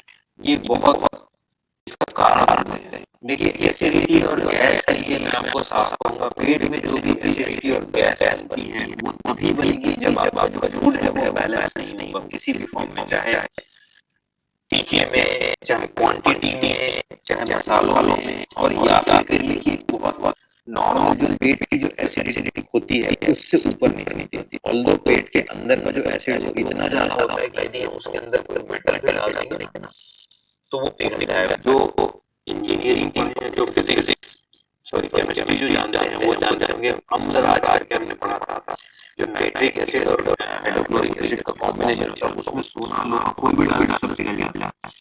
उस लेवल की एसिडिटी पेट के अंदर होती है हमारे में, और उसके बाद भी हमारे पेट में प्रॉब्लम नहीं होती। ये प्रॉब्लम कब होती है? जब आपका फूड कल्चर गड़बड़ हो जाता है, नॉर्मल से बाहर चले जाते हैं। तो रसदार खट्टे फल डायरेक्टली कोई एसिडिटी प्रोड्यूस नहीं करते। That is the quantity of your food, pattern of your food, और जो आप जिस तरीके से खाना खाते हैं कम ज्यादा या डिसिप्लिन होते हैं तब जाके एसिडिटी। बट अदरवाइज जितने साइड इफेक्ट होते हैं, जितने रसदार फल होते हैं, वो विटामिन सी होती है उसमें, और विटामिन सी आपकी बॉडी की रिपेयर में, इम्यूनिटी बढ़ाने में, आपकी लैंग्वेज में, मेरी लैंग्वेज में कोलेजन बताना आता है, वो एक इम्यूनिटी का लेयर है, हमारा जो म्यूकोजल लेयर है उसको रिपेयर करने में विटामिन सी का बहुत इंपॉर्टेंट रोल है। इसीलिए citrus fruits are very good for your stomach, very good for your intestine. Organic food का कंसेप्ट, मैं खेती नहीं करता हूँ, मेडिकली मैंने बहुत सारी चीजों को जानने की कोशिश करी है, लेकिन इसमें कुछ कंसेप्ट ऐसे आए, बहुत सारे लोग बोलते हैं प्योरली ऑर्गेनिक खेती करते हैं, बहुत सारे लोग करते भी हैं, लेकिन इसके फैक्ट मैंने, मेरे बहुत सारे पेशेंट, एक पेशेंट है मेरा जो ना पूरा ये उसी का ऑर्गेनिक फूड का ही वो सप्लायर है, दादा खाद वगैरह, तो मुझे बताया, मैंने पूछा सर क्या है इसका कंसेप्ट, क्या है, कैसा सर देखिए 25 से 30% आपको केमिकल यूज करना ही होता है, लेकिन आज की डेट में मार्केटिंग करने के लिए लोगों को क्या है, सुनने में बड़ा मजा आ जाए, उसको जाकर चेक नहीं करना इसमें ऑर्गेनिक फूड कितना क्या है। तो कोई भी फूड में जो प्रोड्यूस होता है, जो आपके खेतों में उत्पन्न होता है, वहां पे कीड़ा लगता है। क्यों कीड़ा लगता है? क्योंकि कीड़े मकोड़े जो है ना, एक तरीके से फसल को नुकसान पहुंचाते हैं बहुत हद तक। जो अपन देखते हैं उनकी ब्रीडिंग के कारण, उसके लिए पॉलिनेशन है, वो कीड़े मकोड़ों के बिना पॉसिबल ही नहीं है। वहां पे कोई भी फूल के अंदर फल लगेगा, उसके लिए पॉलिनेशन चल रहा है, वो पॉलिनेशन चाहे आप आंख से दिखने वाला कीड़ा उस पॉलिनेशन को जाके करे या आंख से नहीं दिखने वाला, तब जाके वो फूल जो है वो फल बनता है। तो जो उनका जो फर्टिलाइजेशन होता है उसमें कीड़े मकोड़ों का बहुत बड़ा रोल होता है। तो कीड़े मकोड़े लगेंगे, और कुछ कीड़े मकोड़े ये होते हैं इन द सेंस वो फसलों को नुकसान नहीं पहुंचाते और कुछ नुकसान पहुंचाते हैं। तो ऑर्गेनिक फूड में जितना कम से कम केमिकल उपयोग किया जाए वही ऑर्गेनिक फूड है, बट अदरवाइज प्योरली आप कहेंगे कि किसी इसमें केमिकल का उपयोग ही नहीं किया गया है, ये मेरे नॉलेज में प्रैक्टिकली पॉसिबल नहीं है। तो ये केवल मार्केटिंग स्ट्रेटेजी है, और 150 रुपए की चीज को 250 रुपए में जा लेते हैं, ऑर्गेनिक फूड है, ऐसा है वैसा है। सोडा जो पेय होते हैं, सोडा बेवरेजेस होते हैं, ये गैस को रिलीव करने के लिए लिया जाता है। बहुत सारे लोगों को मैंने देखा हुआ है, ये खाना खाने के बाद जाके सोडा पी के, लाइम सोडा मार्केट में बहुत सारे मिलते हैं, खासकर ये चीज मैंने गुजरात में सोडे की इतनी दुकान होती है, खाना खाने के बाद में जाके सोडा पीते हैं और बोलते हैं हाँ इससे हमारा पेट अच्छा रहता है, गैस निकलती है। जो लोग इसको जानते हैं देखिएगा, सोडा जो बनाया जाता है वो खुद एक बबल बनाता है वहां से। तो क्या सोडा पीने के बाद आप डकार लेते हो, उनको लगता है हाँ गैस से राहत मिल गई, अरे सोडे का ही गैस बाहर आया हो, पेट के अंदर की कोई गैस ऊपर नहीं है जिसको आप सोच रहे हैं कि सोडा आपको गैस रिड्यूस कर रहा है। आप गैस ज्यादा पानी के साथ में सोडा में बनाते कैसे सोडे को, देखिए पानी रहेगा और उसके बाद CO2 को प्रेशराइज करके, कार्बन डाइऑक्साइड को प्रेशराइज करके उसमें भरा जा रहा है। तो जितने आप कोल्ड ड्रिंक पीते हैं या सोडा पीते हैं या इस टाइप के जो भी सोडा बेस्ड जो बेवरेजेस देते हैं ना, उसमें कंप्रेस्ड एयर भरा जाता है CO2 के रूप में, और वही पानी में रिलीज होती है, बुलबुला निकलता है। सोडा जब पीने जाते हैं देखिए उसको ठंडा कर दिया जाता है, तो वो धीरे धीरे निकलती है, वो बड़ा मजा आ जाता है ना। जो कार्बन डाइऑक्साइड जो होती है ना, वो जीभ में लगती है ना, तो एकदम चरचरा होती है, तो वो सोडा से अच्छा लगता है। इससे कोई गैस नहीं मिलती है, बल्कि वो गैस प्रोड्यूस करता है पेट में जा जाके। क्या होता है, पेट की मोबिलिटी कैसे बढ़ती है, पेट जो है ना, स्टमक जो है अपना जो भोजन की जो थैली है, आमाशय जिसको बोलते हैं, वो फूड के साथ खाना जैसे खाते हैं तो एक्सपांड होता है, गुब्बारे की तरह होता है। अब वो पूरा खाना खा लिया उसके बाद भी एक्सपांड नहीं होता, जब तक वो एक्सपांड नहीं होता ना, वो नीचे सिग्नल नहीं मिलता, भैया मैं भर गया हूँ, मेरे को आगे जाने के लिए रास्ता दो करके ना। तो जो नीचे की नली होती है, जो इंटेस्टाइन होती है ना, उसमें मूवमेंट चालू होता है, जैसे गैस स्टमक में इन्फ्लेट होता है, जो आमाशय फूलता है ना, स्ट्रेच होता है तब। तो वो जो पूरा स्ट्रेच नहीं होता तो आप सोडा पी के और उसको स्ट्रेच करते हो, तो वहां से रिफ्लेक्स शुरू होता है। कई लोगों को देखिएगा सोडा पीने के बाद में ना उनको मोशन शुरू होता है, so that increases the peristalsis of your intestine, but soda पीना अच्छा नहीं है हेल्थ के लिए, वो आपके गैस को बढ़ा रहा है। डेयरी प्रोडक्ट या सोयाबीन गैस को बढ़ाते हैं, that is again same concept. कोई भी प्रोटीन जो होता है, प्रोटीन एक्चुअल में क्या होता है ना, इसके अंदर जो कुछ एमिनो एसिड्स होते हैं, जब ये डिग्रेड होते हैं ना, तो इनका गैस प्रोडक्शन नेचुरल से ज्यादा होता है, बट इट डजंट मीन दूध से या सोयाबीन से डायरेक्टली गैस नहीं होता। It depends on the quantity of your food. आप यदि ज्यादा दूध पीते हैं या खाना खाने के बाद पीते हैं या फिर जैसे बोलते हैं ना अपन हैवी खाना खा रहे हैं, सोयाबीन हो गया या फिर राजमा खाते हैं, बोले कम खाओ, ये हैवी पड़ता है। Why? Because it contains protein, and protein जब डिग्रेड होता है ना तो इट प्रोड्यूसेस गैसेस। कार्बोहाइड्रेट से गैस ज्यादा नहीं प्रोड्यूस होती, बट उसके अमीनो एसिड होते हैं, उसके कारण ज्यादा। तो दूध या सोयाबीन से गैस नहीं बढ़ता, बट उसको लिमिटेड क्वांटिटी में लेना बहुत आवश्यक इसलिए है। अदरवाइज जो डाइजेस्ट नहीं होता, और जब डाइजेस्ट नहीं होता तो बैक्टीरिया वहीं के वहीं काम करना शुरू करती है, और जब बैक्टीरिया काम करेगी जितना ज्यादा उसको एक्स्ट्रा प्रोसेस मिलेगा ना, तो वो आगे नहीं बढ़ के वहां पे जो सिंपल लेवल में बोलते हैं खाना सड़ने लगता है, जो बोलते हैं ना, ये वही है, खाना सड़ने नहीं लगता, वहां पे डाइजेशन ही नहीं हुआ तो आगे बढ़ता नहीं है, और उसके कारण से उसमें गैसेस प्रोड्यूस होनी शुरू करती है। Yes, this is very important. Diabetes जितने होते हैं, डायबिटीज मधुमेह के रोगियों को फलों से परहेज करना चाहिए। बहुत सारे डॉक्टर जो देखे हैं मैंने, एमडी मेडिसिन और सब सीधा सीधा समझा देते हैं फल नहीं खाना, मीठा फल बोलते हैं, फल नहीं खाना, मिठाई नहीं खाना, बात खत्म। ये बहुत ही गलत कंसेप्ट। इसलिए देखिए, सबसे पहली बात तो आपको फल से बहुत अच्छी चीजें मिलती हैं, that is vitamins, fibres, minerals और वाटर कंटेंट। और यदि ये सारी चीजें हम हटा देते हैं तो इसका हम कवरेज कहाँ से लेने वाले हैं? और डायबिटिक्स को उनकी इम्यूनिटी कम हो जाती है या उनका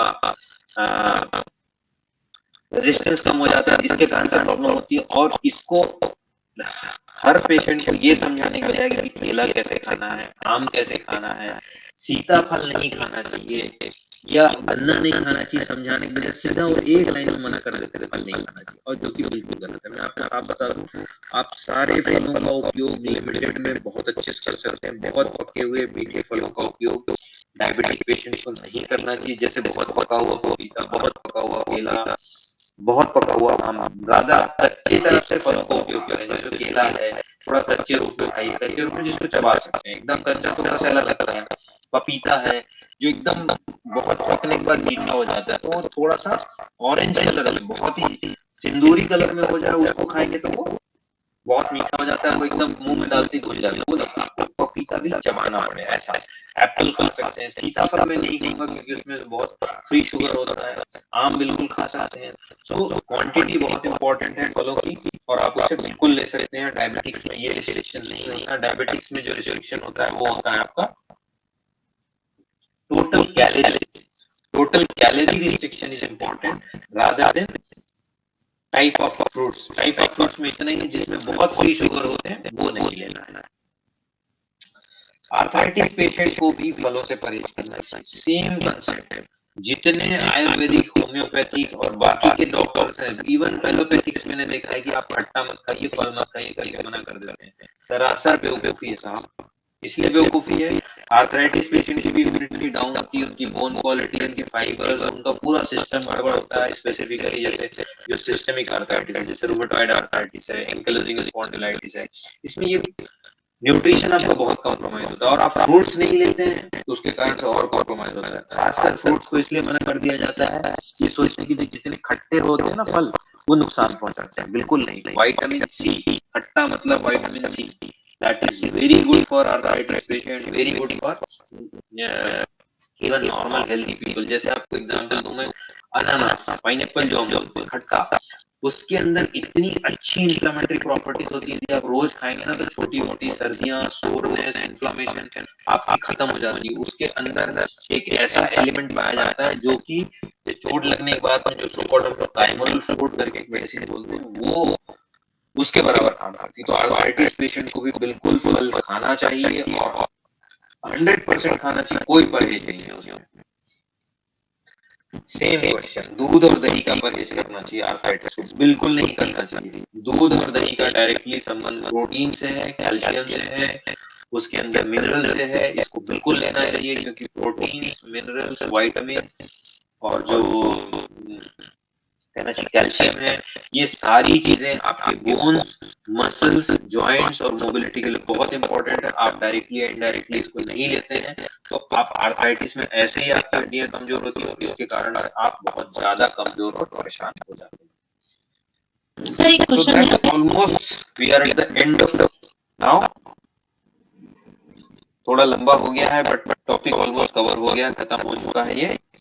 आई think now we will take any session for question answer.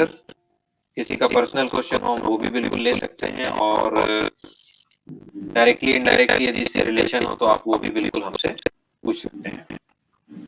Sir एक क्वेश्चन है कि जैसे कि आपने कहा कि हम दही खा सकते हैं, ठीक है, दही के बारे में लास्ट में पूछा था, बट अगर हमारे यहाँ छत्तीसगढ़ में आप जानते ही हैं कि हम लोग हर चीज को खट्टा में बनाते हैं, जैसे कि कोहड़ा को खट्टा में बना दिया, भिंडी को या कढ़ी, तो इसमें हमें कुछ मिलता है कि नहीं? देखिए खट्टा जो है ना, जो छत्तीसगढ़ी की यदि आप बात करेंगे तो छत्तीसगढ़ में खट्टा बनता है ना, मैं छत्तीसगढ़ी में समझाऊं, चरचर ले खट्टा जब तक नहीं खाएंगे ना इनको खट्टे का मतलब ही नहीं समझ में आता है। वो बहुत ही गलत कंसेप्ट है। और वो जो चरचर ले खट्टा होता है गांव में आप जाके देखिए, उसमें इतनी सारी लार बनी होगी और वो 3 दिन पुराना दही होगा, उसको जाके खट्टे में बनाता है। वो मैं नहीं सजेस्ट करूंगा। आपको दही खानी है, आप रोज 3 टाइम दही खा सकते हो, सुबह दोपहर शाम, बट दही में लार नहीं बननी चाहिए। क्यों नहीं बननी चाहिए? लार बन गई है मतलब डिसइंटीग्रेट हो चुका है। वो होना चाहिए आपका क्लॉटेड दही जो बनता है, एक दिन का दही। आप कुछ मत करें, मैं आपको दही बनाने का तरीका बता रहा हूँ, सारे लोग सुन लें, कोई शेफ नहीं बताएगा आपको। आप एक दिन पैकेट का दही लाइए, उसमें से आधा चम्मच इतना सा दही निकालिए, उसको एक गिलास दूध में डालिए। आपका दूध अच्छा होना चाहिए, बट दूध आपका ना सही होना चाहिए। सही का मतलब उसमें पानी की मात्रा जितनी ज्यादा होगी दही की क्वालिटी उतनी है, मतलब पानी जितना कम होगा दही की क्वालिटी उतनी अच्छी होगी। भैंस की जो दही है वो हार्ड हैवी पड़ेगी, उसमें ज्यादा वो बनता है, जैसे अपने बोलते हैं ना म्यूकस जो बनता है, लिरवुट जो बोलते हैं ना अपन, चिकनाहट जो होती है वो उसमें ज्यादा बनता है। गाय के इसमें नहीं बनता है क्योंकि फैट कंटेंट के हिसाब से। तो बिल्कुल आप एक दिन में बनाइए, आज रात में दही बनाइए, 6 घंटे के बाद उसको खा सकते हैं, 24 घंटे तक बस। और उतने में दही को खत्म करना है। आप उसका कढ़ी बनाएं, कच्चा खाएं, जैसा भी करें, तो 24 घंटे से ज्यादा की दही यदि आप खा रहे हैं तो आप मान के चलिए उसमें बहुत प्रोडक्टिव नहीं मिलता है। बट अगर हम लोग जो 24 घंटे वाला है उसको अगर कढ़ी के रूप में या किसी रूप में खा रहे हैं, उसको फ्राई करके खा रहे हैं, तो सही है। खाइए, नहीं खाइए, लेकिन उसमें बहुत कुछ न्यूट्रिशियस नहीं होता, वो हेल्दी नहीं होता है। मतलब सिर्फ खाने के लिए खाते हैं। हाँ, सिर्फ खाने के लिए। प्रोटीन कंटेंट भी रहेगा, डिग्रेड होता है। देखिए आप सिंपल समझिए, एक फर्मेंटेशन जो प्रोसेस होता है ना, आप एक ऑप्टिमली फर्मेंट करेंगे तब तक ठीक रहता है, ज्यादा फर्मेंट करेंगे तो उससे स्मेल आने लगती है। और ये जो दूध से दही बनना इज अ फर्मेंटेशन प्रोसेस। जी जी।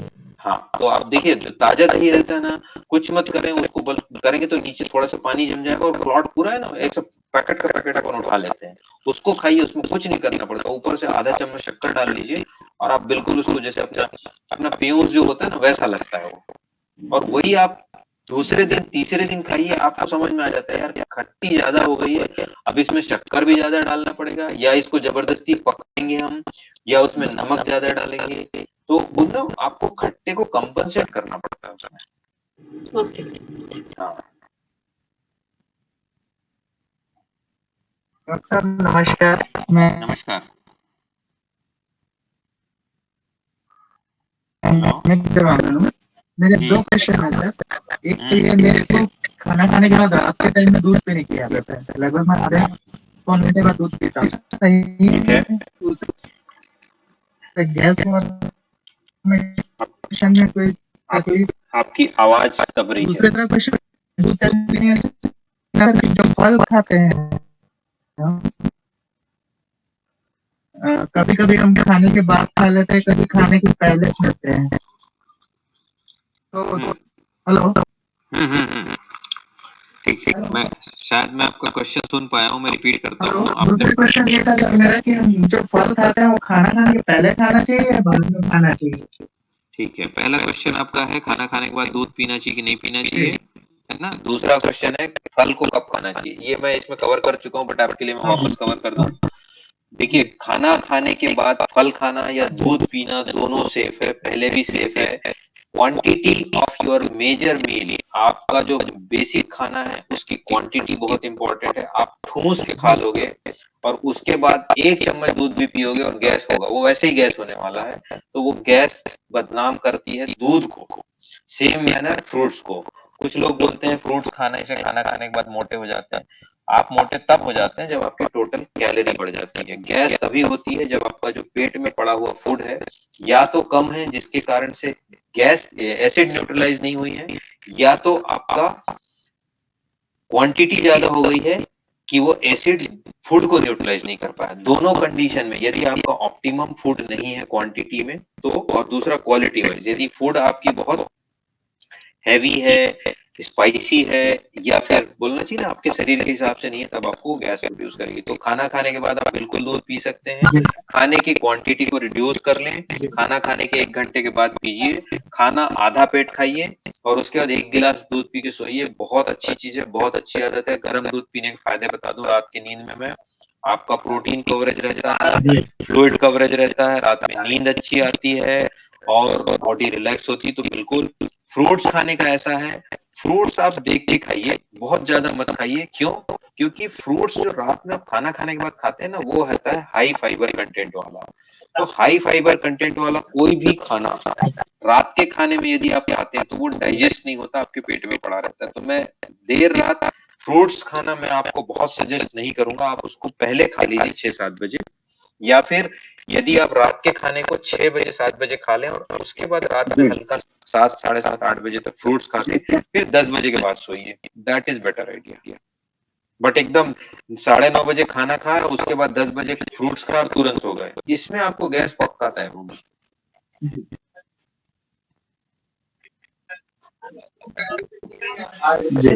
जी हाँ जी, थैंक यू सर। जी। Anyone, anything, any questions? अच्छा, कुछ चैट में है क्या? कुछ मेरे को चैट में देख नहीं पा रहा हूँ क्योंकि ना मैं अब इसमें आ गया। कहीं है क्या चैट में? देखूं, इन कॉल मैसेज में कुछ होगा। ओके, कुछ नहीं है। माधुरी जी, आप पूछना चाहेंगे एक प्रश्न अपना डायरेक्टली? हाँ सर। जी, सर आपने जो टीवी के बारे में बताया आंखों के लिए हार्मफुल रहता है, वो सेल फोन के लिए भी होता है क्या सेम? बिल्कुल, मैं बताया तो, बोला मैंने, सेल फोन, लैपटॉप, जो भी एलईडी स्क्रीन है, जो भी इनलाइटन स्क्रीन है, इवन यदि आप टेबल पे काम करते हैं, if you have table work, आप पेपर वर्क भी करते हैं, पढ़ाई लिखाई भी करते हैं, तो डिस्टेंस इज वेरी इंपॉर्टेंट।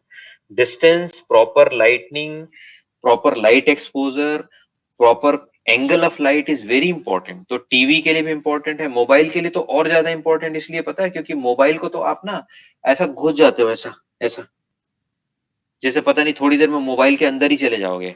बहुत सारे लोग देखा, मोबाइल को कभी कोई भी आदमी ऐसा नहीं पकड़ता। देखिए, जैसे मेरे पास अभी भी ना, मैं मोबाइल पे प्रेजेंट कर रहा हूँ, बट मैं आपको कितने दूर दिख रहा हूँ, मैं हाथ भी पूरा लंबा कर रहा हूँ तो भी मोबाइल तक पहुंचा नहीं हूँ। देखिए, सो मोबाइल को ना यूं, ये देखिए, हाथ का जो डिस्टेंस, दोनों हाथ को सीधा कर लीजिए और उसके बाद उसको नजर के लेवल पे ऐसा रखें। मेरे को देख पा रहे होंगे तो शायद कुछ लोग समझ पाएंगे, और तब आप मोबाइल को यूज करिए ना। नहीं तो मोबाइल को कैसे यूज करते हैं, अभी देखो मेरा पोस्चर कैसा दिख रहा है, ऐसा घुस के देखते हैं, तो ऐसे में तो आंख, नाक, गला सब तो सत्यानाश हो जाना है।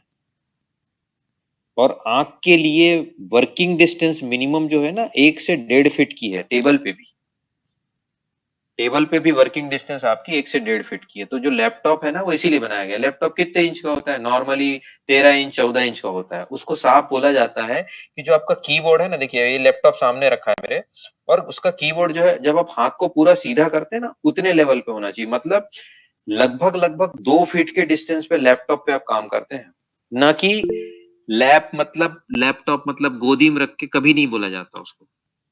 वो लैपटॉप उसलिए लिखा जरूर गया है, लेकिन उसको ऐसा यूज करेंगे ना तो वो बहुत गड़बड़ है और उसके कारण बहुत सारी प्रैक्टिकल प्रॉब्लम है। सो टीवी के लिए, लैपटॉप के लिए और मोबाइल के लिए बल्कि और ज्यादा इंपॉर्टेंट चीज है ये। और ठीक है सर माधुरी जी, मेरा, होप मैंने आंसर किया आपका क्वेश्चन, है ना? ये sir thank you sir. Sir दूसरा एक मेरा क्वेश्चन है कि फर्मेंटेड फूड में कभी कभी अगर इंस्टेंट बनाना हो तो बेकिंग सोडा या इनो का यूज करते हैं हम कभी कभी जल्दी में बच्चों के लिए, तो क्या वो सेफ रहता है क्या बच्चों के मैडम लिए? सीधा है, देखिए, लाइफ में शॉर्टकट कभी अच्छा होता नहीं है, तो आपको भी मालूम है। आपने सवाल खुद ही किया, जवाब भी खुद दे दिया आपने। कभी कभी जल्दी में बनाना होता है तो सोडा डालना होता है, तो वो जल्दी में कभी मत बनाइए।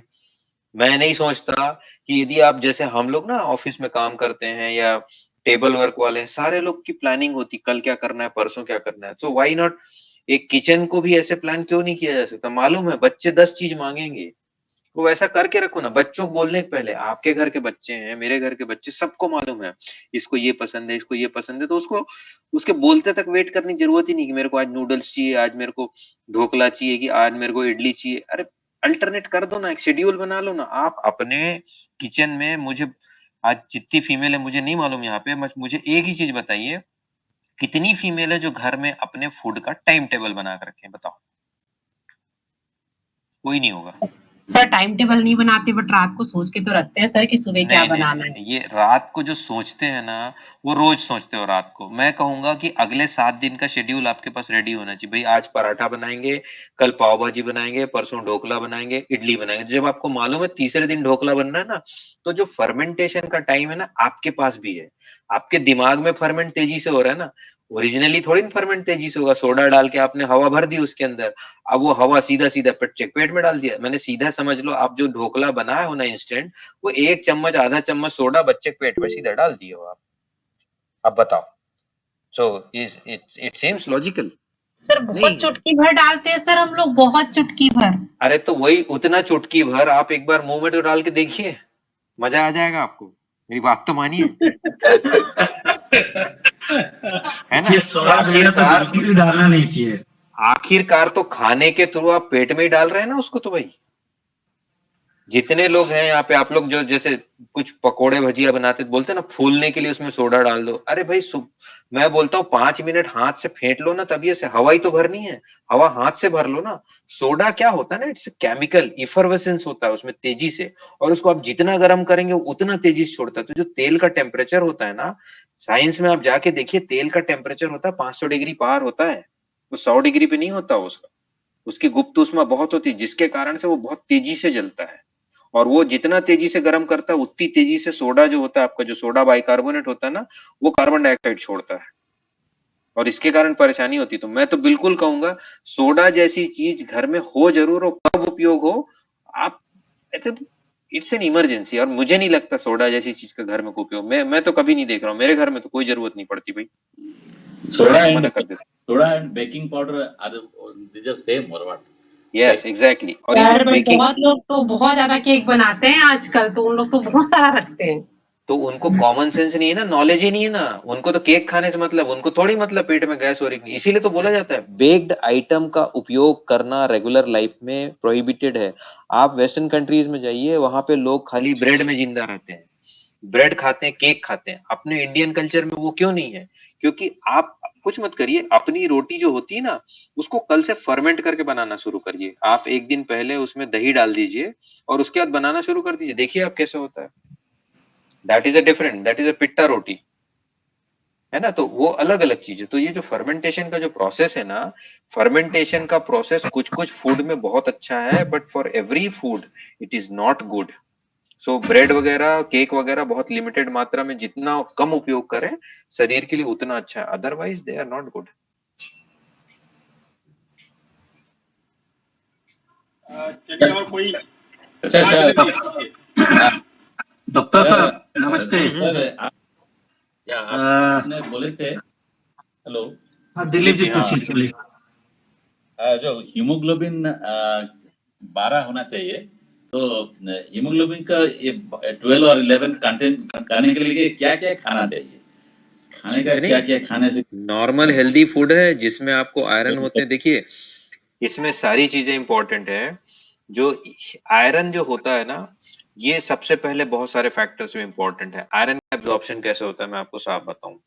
यदि आपके खाने में सफिशिएंट मात्रा में प्रोटीन, विटामिन सी यदि है, तो जो फूड में जितना आयरन होगा वो एब्जॉर्ब होगा। अच्छा, अब फूड में आयरन कैसे होगा, कैसे पता चलेगा? आपको आइडेंटिफाई होना चाहिए कि आयरन कंटेंट वाले जो आपके फूड्स हैं वो कैसे हैं। और ये जैसे कहा गया ना, मैं आपको नॉर्मल रेंज बता दूं, फीमेल का नॉर्मल रेंज 12 से 15 है, और मेल का नॉर्मल रेंज 15 से 18 है हीमोग्लोबिन। 15 15, हाँ, I don't सो know. ये है। तो मैंने क्या कहा, ये लोअर लिमिट बताइए कि 12 से ऊपर होना चाहिए। तो जो आयरन कंटेंट वाले जितने फूड्स हैं, जिसमें से खासकर भाजियां जो होती है, ये हो गया, बीट है आपका, अनार है, साथ में टमाटर, नहीं, जो भी आप आयरन का फूड ले रहे हैं उसके साथ में विटामिन सी जरूर लें, उसका एब्जॉर्प्शन बढ़ेगा। साथ में जितने कैल्शियम प्रोडक्ट्स हैं उसके साथ में आयरन नहीं लेंगे, जिसलिए खासकर बोला जाता है। देखिए, ये जो चाय के साथ में दूध पीना और नहीं पीने का कंसेप्ट है ना, ये इसीलिए है। उसमें केसीन होता है जो कोगुलेट हो जाता है, तो कैल्शियम एब्जॉर्ब नहीं होता। चाय वाली दूध और काली दूध और नींबू वाली दूध का कंसेप्ट है, ये है साइंस। तो आयरन के लिए आपको मैं कुछ नहीं कहता, आप कुछ मत करें। लाल भाजी, पालक भाजी सप्ताह में 3 बार खाइए।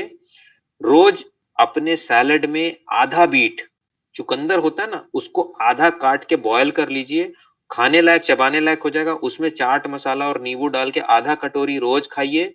1 कटोरी अनार खाइए, 2 ठो टमाटर कच्चा खाइए, लाल हो जाओगे साहब, गाल टमाटर की तरह दिखेंगे। Beetroot. यस, दैट इज चुकंदर, बीटरूट। चुकंदर beetroot. Yes, that is beetroot. या और एक तो दैट क्वेश्चन है, जी, और एक ग्लूटेन, आप जो बोले ग्लूटेन, ये हमारे इंडिया में नहीं है, तो क्या है ग्लूटेन? ग्लूटेन कुछ देखिए, सिंपल लैंग्वेज में gluten is a one kind of a protein, और अपने इंडिया में प्रोटीन एलर्जी, मिल्क एलर्जी बहुत रेयर है। जैसे बोलते हैं ना, फॉरेन कंट्रीज में होता है, बहुत सारे बच्चों ही इज एलर्जिक टू मिल्क। वहां क्या होता है ना, फॉरेन कंट्रीज में माताएं अपने बच्चों को दूध कम से कम पिलाती है, तो जो प्रोटीन जाता ही नहीं शरीर में, तो जो प्रोटीन के कारण रेजिस्टेंस डेवलप होना चाहिए, जो नेचुरल प्रोटीन है, वो होता ही नहीं है। वो लोग बॉटल का फीड कराते हैं। सेम मैनर, तो जो नेचुरल प्रोटीन बॉडी में जाएगा तो नेचुरल से नहीं होगा। आर्टिफिशियल प्रोटीन जितना बॉडी में जाएगा, इट विल एन आर्टिफिशियल, वो फॉरेन बॉडी है। सो उसके कारण से आपको उसमें एलर्जी होने के चांसेस बढ़ते हैं, और एलर्जी मोस्टली प्रोटीन से ही होती है ना? that means gluten can be avoided by not eating the non-veg items. Non-veg item gluten is basically vegetarian protein. वो मोस्टली ना गेहूं में या इस टाइप के उसमें होता है, बट भूल जाइए सर, अपने यहाँ नहीं होता ग्लूटेन फूटेन कुछ। बहुत ज्यादा ना, ये वो white colour high society type का बीमारी है। आप जितना नॉर्मल नेचुरल खाएंगे कुछ नहीं होता है। साफ सुथरा रखें, कंट्रोल खाएं, और आप तो दूध के मजे लीजिए सर, कहाँ दिमाग खराब कर रहे हैं। चलिए अरुण जी। डॉक्टर साहब नमस्ते। नमस्ते, नमस्ते अरुण जी। बीच बीच में मैं जुड़ नहीं पाया था। मेरा एक सिंपल क्वेश्चन ये है कि ये इनो पीते हैं लोग, इनो, ये रात में अगर थोड़ी सी एसिडिटी हो जाती है, नींद नहीं आती है, तो इनो पीते हैं। तो ये इनो पीना क्या मतलब सही है क्या? मतलब इसको सेम कंसेप्ट है। वो जो सोडा पीते हैं वो इनो ही है, वही इनो ही है ना? आप पूछिए यहाँ पे ना, जितने जो लेडीज है ना, जो कुक हैं, बीना जी बताएंगे, जिनके यहाँ सोडा नहीं मिलता ना, वो फर्मेंट करने के लिए या उसको फुलाने के लिए ना, उसमें इनो डाल देते हैं, पकोड़ा बनाते हैं। पकोड़ा नहीं सर, जितने भी हम लोग ये फ्रेगमेंटेड चीजें होती है ना सर, उसको उसमें इनो डाल देते हैं। होता है क्योंकि गेस्ट आ गए और हमको अच्छा चीज देना है, तो बस बिल्कुल ये नहीं, अब मैं इतना ही कहूंगा, गेस्ट आ गया करके ना, जो आप लोग इनो डालते हो ना, वो गेस्ट के चक्कर में ना उसकी बैंड बजा देते हो, उसका नुकसान कर रहे हो आप। अगली बार कभी मत डालना सर। तो मैं तो ये बोलती हूँ कि सर कई बार तो ऐसा होता है ना कि उसके बिना भी तो खा सकते हैं सर, वो भी कोई बुरा नहीं लगता। अगर जिस दिन हम इनो नहीं डाले उसके बाद भी वो उबल तो जाता है सर, हल्का सा भाप तो ही जाता है। नहीं, आप मैं सिंपल वापस कंसेप्ट बताऊंगा। जो चीज फर्मेंट होनी है, जैसे इडली का बैटर है, वो है ना, उसको सफिशिएंट टाइम और टेम्परेचर दीजिए। दूसरा, यदि आप पकोड़े मुंगोड़े इसकी बात कर रहे हो ना, तो पुराने समय की जो माताएं बहनें हैं, वो लोग समझ पा रहे होंगे, वो कंटिन्यूअस ना ऐसे फेंटते रहते थे। आप लोग भी थोड़ा सा मेहनत करेंगे ना, तो वो इनो को जरूरत नहीं पड़ेगी, वो फेंटने में ज्यादा टाइम नहीं लगता है, हाथ से बस फेंटना होता है, उसके अंदर एयर ट्रैप हो जाती है, वो इनो का ही काम करता है। वो करके देखिए, जलेबी का पीठ जैसे फेंटा जाता है, उससे जलेबी मतलब फूलती है। एग्जैक्टली वो जो फेंटने का प्रोसेस है ना, वो आजकल मशीनें कर रही है। पहले हाथ करते थे अपने, और वो हाथ करते थे, वो एयर ट्रैपिंग करते थे, वो एयर रखते थे उसके अंदर, भर देते थे। वही इनो कर रही है आजकल, वहां अंदर जाके एयर रिलीज कर देती है वो। ये इनकॉर्पोरेट करने का तरीका था। हाँ, तो मैं बिल्कुल बोलूंगा ये एटलीस्ट ना अपने किचन से इनो, सोडा, ये सारे मटेरियल को बाहर फेंकिए।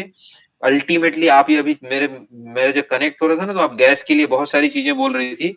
इनफैक्ट ना एक आपके साथ पैरेलल सेशन मैं लूंगा जिसमें Okay, sir. आप ना नॉन मेडिकल जितना बता रहे थे ना उसको मैं सही गलत तरीके से प्रॉपर एक्सप्लेन करूंगा। Okay, sir. चलिए बहुत बढ़िया आज का सेशन रहा। और लोकेश जी, चलिए 10:30 बजे डॉक्टर साहब का ज्यादा टाइम मत लीजिए और समाप्त कीजिए प्लीज। अरे वो नहीं, वो क्या टेक्निकल फॉल्ट की वजह से अपन हो गए, नथिंग मैटर्स। क्या है ना, नहीं कोई ठीक है वो तो चलते रहता है, उतना तो होते जी रहता है आप लोग इतने इंटरेस्टेड तरीके से क्वेश्चन पूछते हैं ना, बड़ा मजा आता है इसमें जवाब देने में। बाबूलाल जी वैसे बोलना देखिए चाह- आपका सेशन लोग मतलब बहुत वेट करते रहते हैं, ईगरनेस वाह, मतलब देखिए मतलब क्या बात है।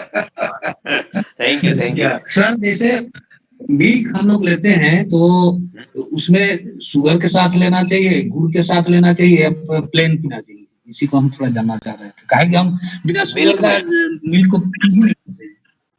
देखिए ये इसमें मिल्क तो सबसे पहले तो ना किसी भी नेचुरल चीज में कोई भी एडिशनल चीज मिलाने की जरूरत नहीं है, लेकिन हम लोग की आदत रहती है कि थोड़ा सा मीठा करना है तो उसमें शुगर डाल दें, गुड़ डाल दें, सारी चीज बढ़िया है। यदि आप डायबिटिक पेशेंट हैं तो एडिशनल शुगर डालने का सवाल ही नहीं है। यदि आप बच्चों को बोलते हैं, देखिएगा शुगर बच्चों को शक्कर डाल के मत दो बोलते हैं। वो क्यों बोलते हैं? वो इसलिए बोलते हैं, देखिए ऑलरेडी जो मिल्क है ना वो बैलेंस फूड है। आपको लैक्टोज है जब ही, माँ उसमें बच्चे को दूध, लैक्टोज है। हाँ नहीं उसमें सारा है वो अपने उसमें जो लैक्टोज तो बोलते हैं मतलब शुगर का ही काम करता है। एग्जैक्टली उसमें शुगर मीठापन है उसके अंदर। क्या होता है ना, आप देखिए जो भी माँ है चाहे वो गाय हो या इंसान हो, दे आर मैमल्स, उनका जो दूध बना है उनके बच्चे के लिए बना है, उसमें अलग से शुगर डालने की जरूरत नहीं, वो तो हम लोग अपने लिए डालते हैं। तो यदि आपको अच्छी क्वालिटी का दूध मिल रहा है आपके आसपास, जो कि कहना चाहिए प्रोसेस नहीं हुआ, सीधा वहां से मिल रहा है, और आप उसको एक बार दो बार बॉयल करके पी रहे हैं ना, तो मैं बता दूं उसमें आपको कहीं से शुगर गुड़ कुछ डालने की जरूरत नहीं है। उसको जितना नेचुरल फॉर्म में लेंगे that is good and healthy for children also and old age also. और डायबिटिक को तो ऐसे भी नहीं लेना है, तो सबसे अच्छा तरीका यही है। तो दूध में आप कुछ मत करें, बेहतर होगा एक बार गर्म करें, मलाई निकालें, दूसरी बार गर्म करें, मलाई निकालें, और 2 बार राउंड में गर्म हो गया ना, उसके बाद वो तो दूध की क्वालिटी क्या चेंज होती है, दिलीप साहब से पूछिए, मेरे से पूछिए, हम लोग दूध कितना पीते हैं। वो तो ऑलमोस्ट स्किम मिल्क हो गया है। नहीं बट उस समय जो आप जो शुगर की बात कर रहे हैं ना, उसमें शुगर तो मीठा ही आप हो उसमें से जाएगा ना। और निकाल लेंगे साहब, और बेटर है। मैं आपको और हेल्थ के लिए बताऊं, यदि आप शुगर मीठा पसंद करते हैं ना, आप आधा चम्मच शहद डालिए दूध में, फिर पीजिए, फिर मजा लीजिए। जी जी ये देखिए जैसे मतलब आप गर्म करते हैं और मलाई निकाल लेते हैं ना, तो जो लैक्टोज होता है वो फ्री हो जाता है और फिर मीठापन बढ़ जाता है।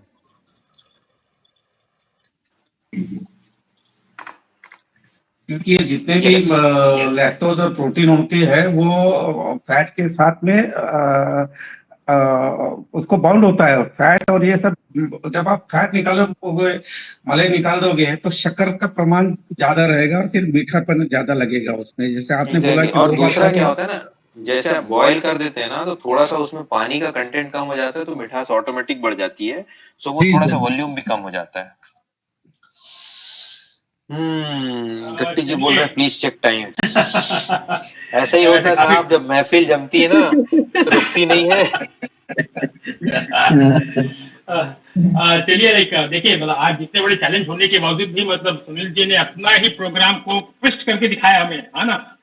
तो सुनील जी आपका बहुत बहुत धन्यवाद आज के प्रोग्राम में शामिल होने के लिए। Always always always welcome sir. अभी देखिए मैं माधुरी जी आप जुड़े हैं हमारे साथ। माधुरी जी आप कृपया आज का आभार प्रदर्शन करेंगे। माधुरी जी vote of thanks please.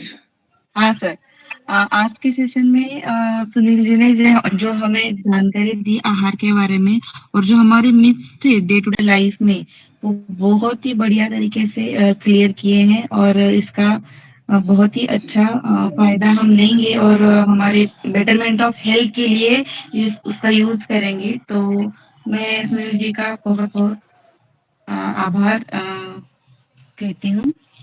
Thank you very much. जितने भी लोग उपस्थित है उनको भी आभार बोल दीजिए। हाँ सर, और जिन्होंने भी उनके बगैर मतलब ये सेशन पूरा नहीं होता है ना।